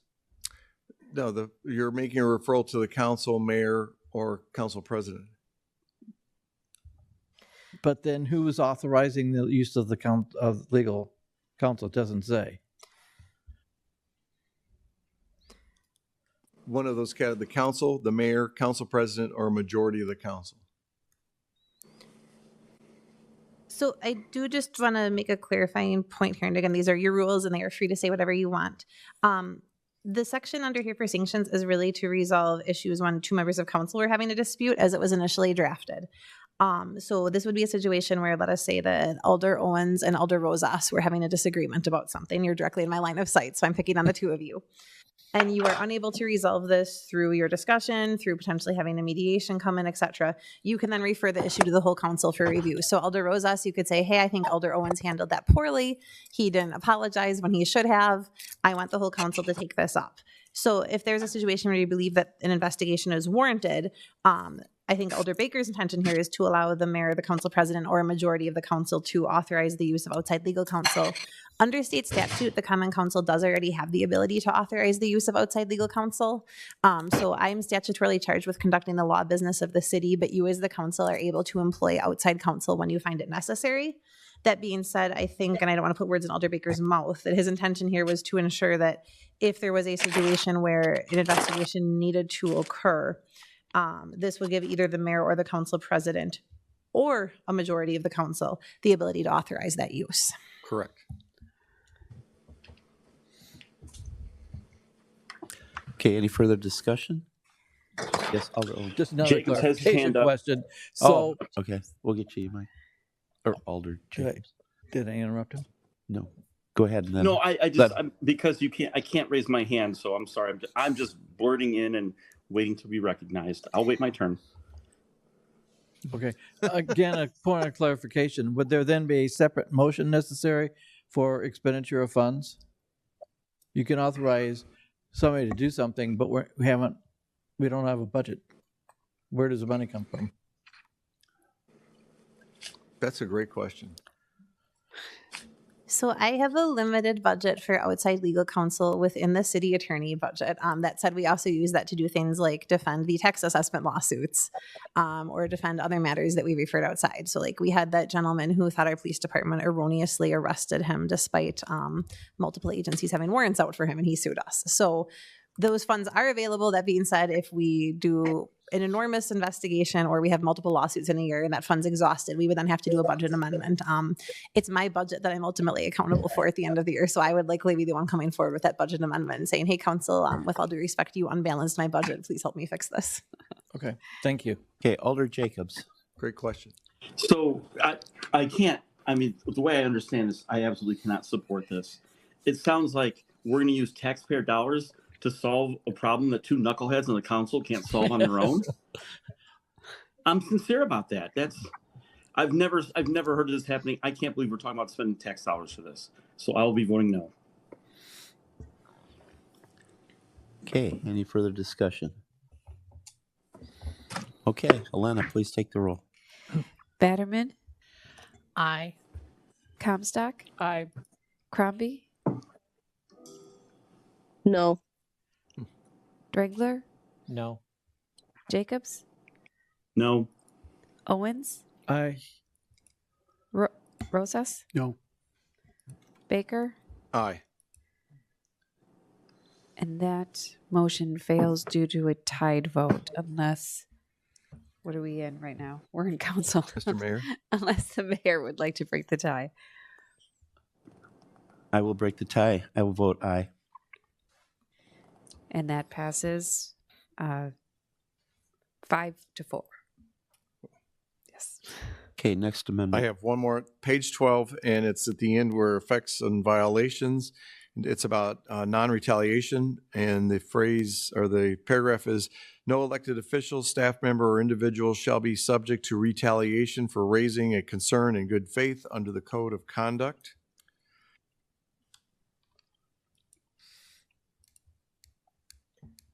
Second. Okay, any discussion? I have discussion. My hand's up. Okay, Alder Jacobs. Question for Kathleen. Is this not already covered? So In ethics staff members are already protected from retaliation under our personnel policies. Elected officials are frankly a very gray area because you are the judge of the qualifications and elections of each other. So you would have to then evaluate, if an alder raised a concern under this that was found to be false and you wanted to take action, we would have to figure out a way for you to defend that in a way that it would be perceived as non-retaliatory. So again, let's go back to Alder Rosas and Alder Owens. They have a dispute. Alder Rosas says Alder Owens was horrible. Alder Owens is subsequently exonerated by all of you after you have a discussion about it. Alder Owens then says, Alder Rosas, I'm asking the mayor to remove you from all committees. You as council support that removal. Is that retaliation or is that an appropriate sanction for a false complaint? And I think that's something that really you as council have to answer for yourselves. I'm happy to provide guidance under our code of ethics, but ultimately you are the sole judge of the qualifications and behavior of each other. You're not governed by our employee policy handbooks. We cannot discipline you in the same way that we can discipline staff members. So it's your responsibility to hold each other accountable. Okay, so a question for the initiator. Alder Baker, what scenario do you see that an elected official would be retaliated against? And what would be the penalty they'd be facing? That's a great one. This is just the intention of this is to make the statement that retaliation will be unacceptable. I don't have a result for that.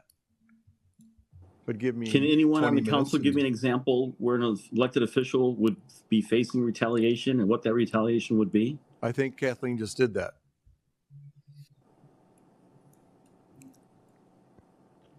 Maybe Can you don't repeat like that, Kathleen? I don't think I understood it. Maybe maybe there's a vote that you don't care for, and there's retaliation based on that.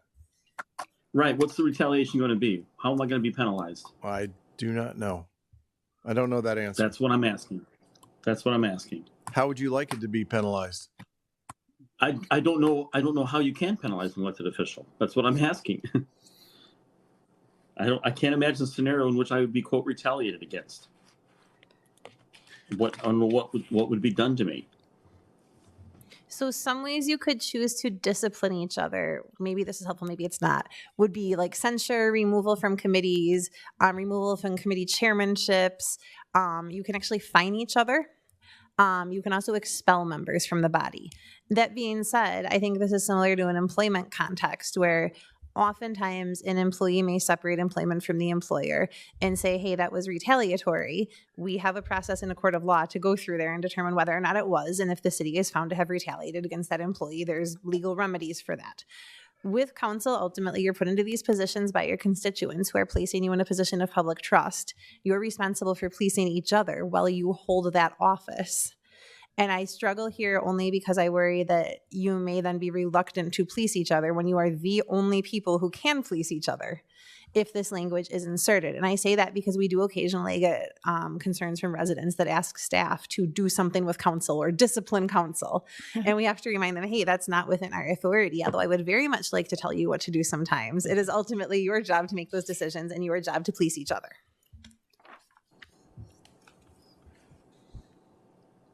Does that answer that, Michael? Alder Jacobs? I suppose. Yeah, that's right. Alder Jacobs, you, Mayor Stocker. I get, I don't see the need, but it's fine. It's, I guess I don't see the negative as well. So fair enough. Okay. Alder Owens. I'd like a clarification, Alder Baker. What do you mean by a concern? That seems very open and vague to me. Can we make it more specific?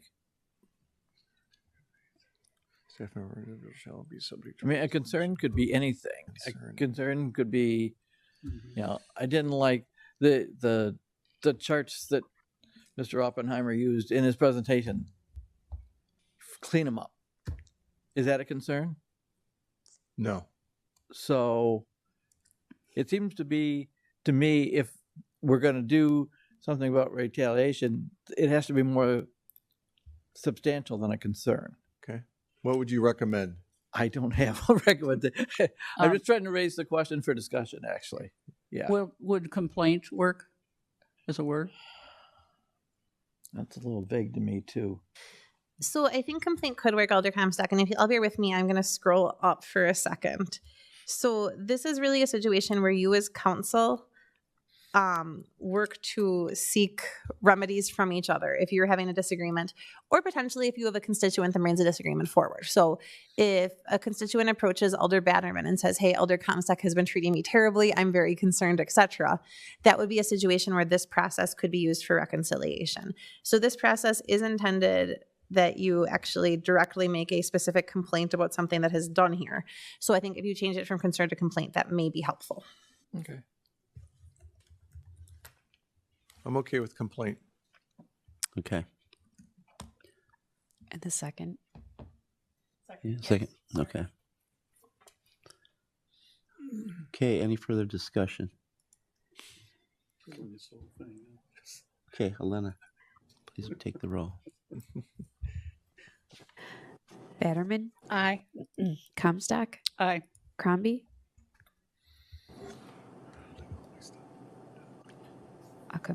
I'll come back. Oh, no. There she Sorry, goes. aye.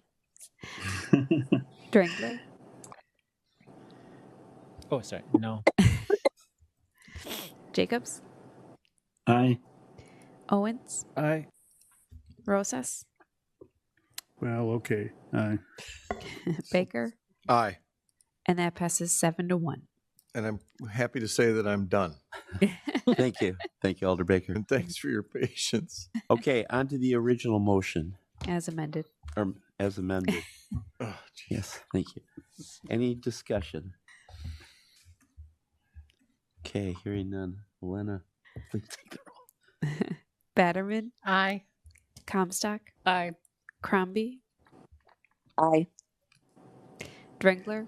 No, sorry. Aye. Jacobs? Jacobs is aye. Owens? Aye. Rosas? Aye. Baker? Aye. And that passes 8-0. Thank you. Okay, now we're on to the second reading of an ordinance amending the original or official zoning ordinance to amend Chapter 17-16-140 on auxiliary uses pertaining to accessory dwelling units, otherwise known as ADUs. Josh? Thank you for hanging out with us.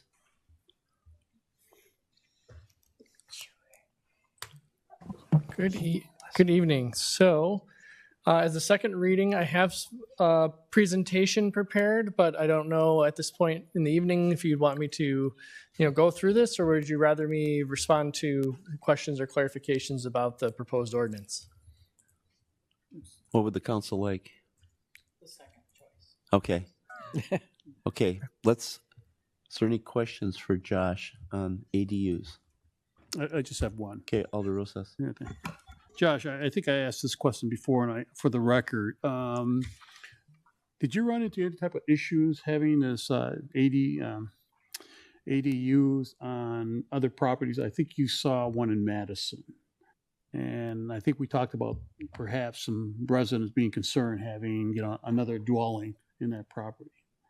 And I guess I keep thinking, maybe putting too much housing in a particular area. So can you answer that, please? Sure. So, with any development land use related question, there's a lot of, there's a diversity of perspectives and opinions on how people would prefer a neighborhood to change over time. And in the case of an accessory dwelling unit, most often they're built on properties that are already developed. Occasionally you'll see homes that are developed with an ADU from the beginning. But oftentimes where that friction comes up, it's because it's a change in a neighborhood. And almost any time there's different perspectives. So the ordinance is intended to address some of those concerns by having size limits, height limits, things of that nature, Sure. which are comparable to what other structures are permitted in that neighborhood. For example, the size restrictions on an ADU cannot be any larger than we already permit garages, for example. The difference would be how that building is used. Otherwise, there's comments about, how many people are living in a neighborhood or on a property, or, parking can be a concern from time to time.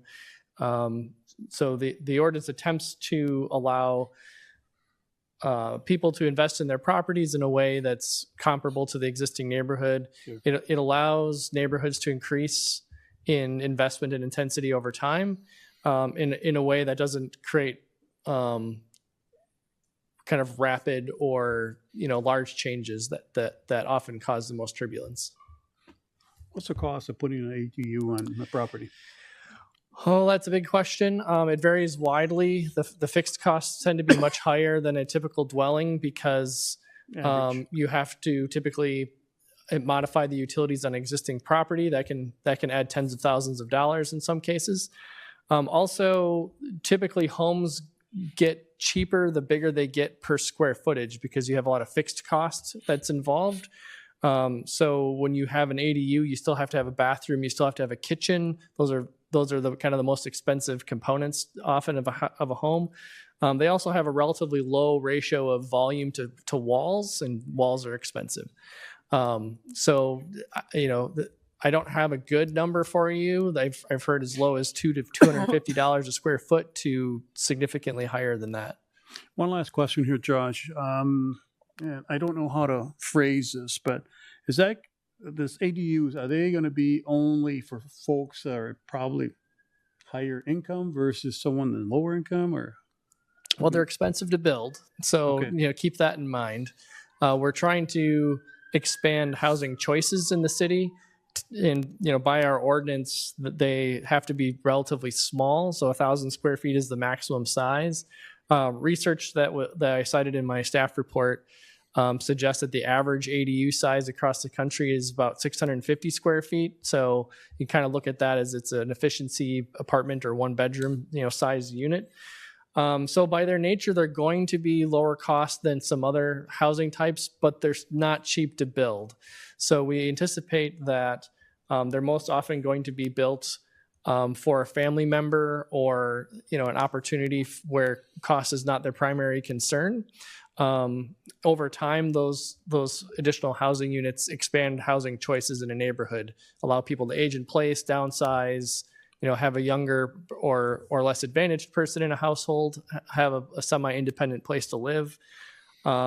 So ideally, we would be looking for, in our plans call for options to expand affordable housing. ADUs aren't necessarily that. I have some other questions, but okay, thank you. Appreciate it. Okay, with that, I would entertain a motion. Would the council like to read? Yeah, I'll move approval. I actually have a question as well, please. I'm sorry. Okay. Do you have a second? So Josh. Yeah. I don't think we got a Josh, second. are you still there? I'm here. Yeah. Okay. So my question is, and this was, as you mentioned, to solve a housing issue. How prominent do you think these will be in Sun Prairie? What estimations have you come up with in your research for this? Well, each year we get a few inquiries around people who want to build ADUs. And this came forward as a resident who is looking for this option and was in conversation with the mayor and I around how they'd be able to do this. And the mayor made the referral to move this forward. So we know that there are residents who are interested in this. Physically in the community, most lots probably could accommodate an ADU, all things else being equal, if they should choose to and could invest in it. Other communities that have had these, we've looked at what are the regulatory barriers and trying to address some of those. For example, Madison adopted an ADU ordinance over a decade ago, and they saw very few. it was only within the last 2 or 3 years they've targeted some of those barriers that persisted, that they've seen more being developed in the last couple of years. We've tried to build some of those into here or avoid adding those barriers. So I anticipate in the next few years we'll have a handful, probably maybe a half a dozen to a dozen max, just because there are a lot of cost barriers that are involved. And I think initially it will be people who've been interested in a while now have that avenue. And then after a few years, it will probably just be a handful per year. Thank you, Josh. Okay, now I would ask for a second before we. I'll second. Okay, discussion. Josh, first of all, thanks for doing this. I mean, ADUs, when we first started talking about them, I know they're moving out from the West Coast and it's becoming more prominent to say. Like you said, how many will occur in Sun Prairie? We have no idea. But it's a nice alternative right now. I mean, for a family where the kids can't afford a house, there's an ADU that's possible. Or for an aging family member, there's the possibility of an ADU. And ADUs are all different. I mean, there's, if you remember back in the days, I think most of us at the table can remember Happy Days, and Fonzie lived above the garage of the Cunningham family. That was an ADU. And there's also some that are in the basements. So there's a lot of possibilities with this. And I just want to say thank you for all the work that you've put into it. I've actually used this in my profession with a buyer down in Monroe, and they thought it was a wonderful idea because they want to put their aging parents into the property with them. And so I wouldn't have known that without the work that you've done. And I just wanted to say thank you. Thanks. Okay, we do have Bill Dunlop, who's hung out with us. Supports it, but at this point, did not wish to speak. Do you want to say anything, Bill? Not even an A? Okay, and to Alder Rosas and anybody who's listening in the vast listening audience, this Thursday, Becky, correct me if I'm wrong, Thursday at 7 p.m. at the Westside Community Center, we will have a talk on ADUs where you can get to know more about the accessory dwelling units and know what impact that might have on the city. Okay, any further discussion? Alder Dringler. Yeah, just real quick. I'm very much in support of this and having more housing options for our community. It's very much needed. And this isn't a concern that I have, but I know other people have asked me, well, when people just rent these on Airbnb? I did a little bit of research, and it looks like the short answer is no. It's not common just to rent these out on Airbnb. The only stats I found were somewhere between 3 to 13. There's a Freddie Mac study that put it at 4.1% nationwide. I couldn't find anything specifically for Wisconsin, though. Don't know if you had any information for Wisconsin on that. Not regarding ADUs as short-term rentals. I think the challenge there is that they are expensive to build, and so there may be areas in the state where short-term rentals, could make sense financially in that kind of circumstance. The other side of that is the state prohibits us from not allowing a legal dwelling of any kind to be an accessory or to be a short-term rental, whether it's an apartment, condo, freestanding home, etc. So, that's just the reality of our regulatory environment. I strongly presume that if someone's building an ADU, it's going to be because they have a very specific, at least initial person that's going to be living there. If we were near Camp Randall or another destination like that, it might be a little bit different economics, but I don't suspect that would be the case here. Thank you, Josh. Okay, any further comment? Okay, hearing none. All in favor of approving this ordinance, please signify by saying aye. Aye. Aye. Opposed, Aye. same sign. Thank you. Okay, now on to the second reading. Ordinance amending section 2.32-.016J regarding municipal court costs. This will be our city attorney. Kathleen, please. Hello. I still have no presentation on this one. So again, state law has increased so that we can now charge $48 in municipal court costs, which is up from $38. This ordinance would both allow us to do that, and then in the future, if state law increases the amount of maximum court costs we can charge, we would automatically be able to escalate to the maximum instead of having to perpetually come back here and ask you for it. Okay, thank you. I would look for a motion. So move. Second. Okay, we have a motion and a second. Any discussion? Okay, hearing none. Elena, would you please take the roll? This does have a number to it. Batterman, Aye. Comstock, Aye. Crombie, Aye. Drengler, Aye. Jacobs, Aye. Owens, Aye. Rosas, Aye. Baker, Aye. and that passes 8-0. Thank you very much. On to new business. And Taylor, thanks for hanging out with us. First item is approving an estoppel certificate for Terrace Holdings LLC.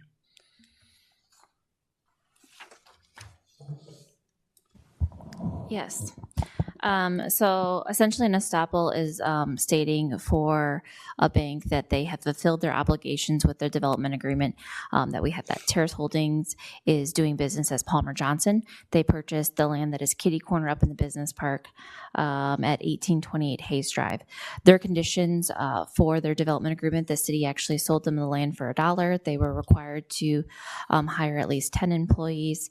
They have 9 employees as of November 2025. They put $2 million worth of building and the equipment into that building. It is currently now valued at $1.9 million, which brings in $35,000 annually in property taxes. This is essentially saying, yes, you have fulfilled your conditions. You are done. The bank can remove this item from their title work and no longer have it hanging out on top of them. Okay, so I would entertain a motion. So moved. Okay. Motion and second? Does it be the second? Okay. Okay, any discussion? Okay, hearing none, all in favor, please signify by saying aye. Aye. Opposed? Aye. Same Aye. sign. Thank you.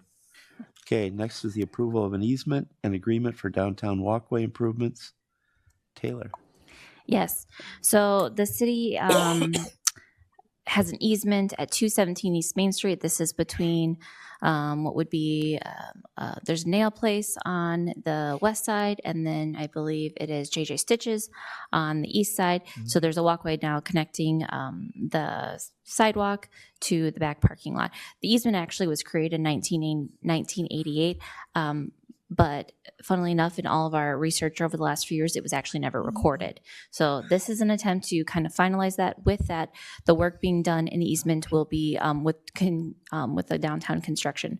So they'll actually making sure that the sidewalk will be ADA compliant, because it currently is not, and making some additional improvements in there. So that is kind of all lumping this all into one, the approval of the easement and the overall agreement for the improvements within the walkway. Okay, thank you. Okay, I would entertain a motion. So move. Second. Okay, we have a motion and a second. Any discussion? Okay, all in favor of approving this easement and agreement, please signify by saying aye. Aye. Aye. Opposed, Aye. same sign. Okay, thank you. Okay, on to referrals to the committee of the whole. Any referrals? Okay, hearing none. Announcements? Any announcements? So I have one. Oh, Alder Drengler. Yeah, so we have an all-city track meet, middle school track meet this Wednesday, tomorrow night at East High School. So all 3 of our middle schools will be there. So from 4:15 to about 7. And our team is doing amazing. Central Heights is doing amazing, especially our girls team. Our girls team is just phenomenal this year. So come check it out if you can. Thank you. Any other announcements? Mr. Mayor, I have Yes, a Alder Jacobs. referral. I think I have a referral. I'm sorry. Again, I don't have the ability to. Oh, now I do have. Okay. We heard the plan from senior staff today, the executive committee, and the museum has been in limbo, kind of waiting to decide what to do with the monies that have been allocated for this year's budget, considering we do not have staff. I would like the council or the cow to take up at our next session on the next steps, which need to be immediate because summer's upon us and that's the busiest time for the museum. Okay, thank you. Yeah, second. Okay, thank you. Any further referrals? Okay, just one quick announcement. In the latest edition of the Municipal, I was happy to read that best states to raise a family. Where do you think Wisconsin ranked? Number 1. Three. Actually, four. Behind Massachusetts, Minnesota, North Dakota, but Wisconsin was 4 out of all the states. So proud of that one. I didn't write the article. So, okay. Any further announcements? Then I would entertain a motion to adjourn, please.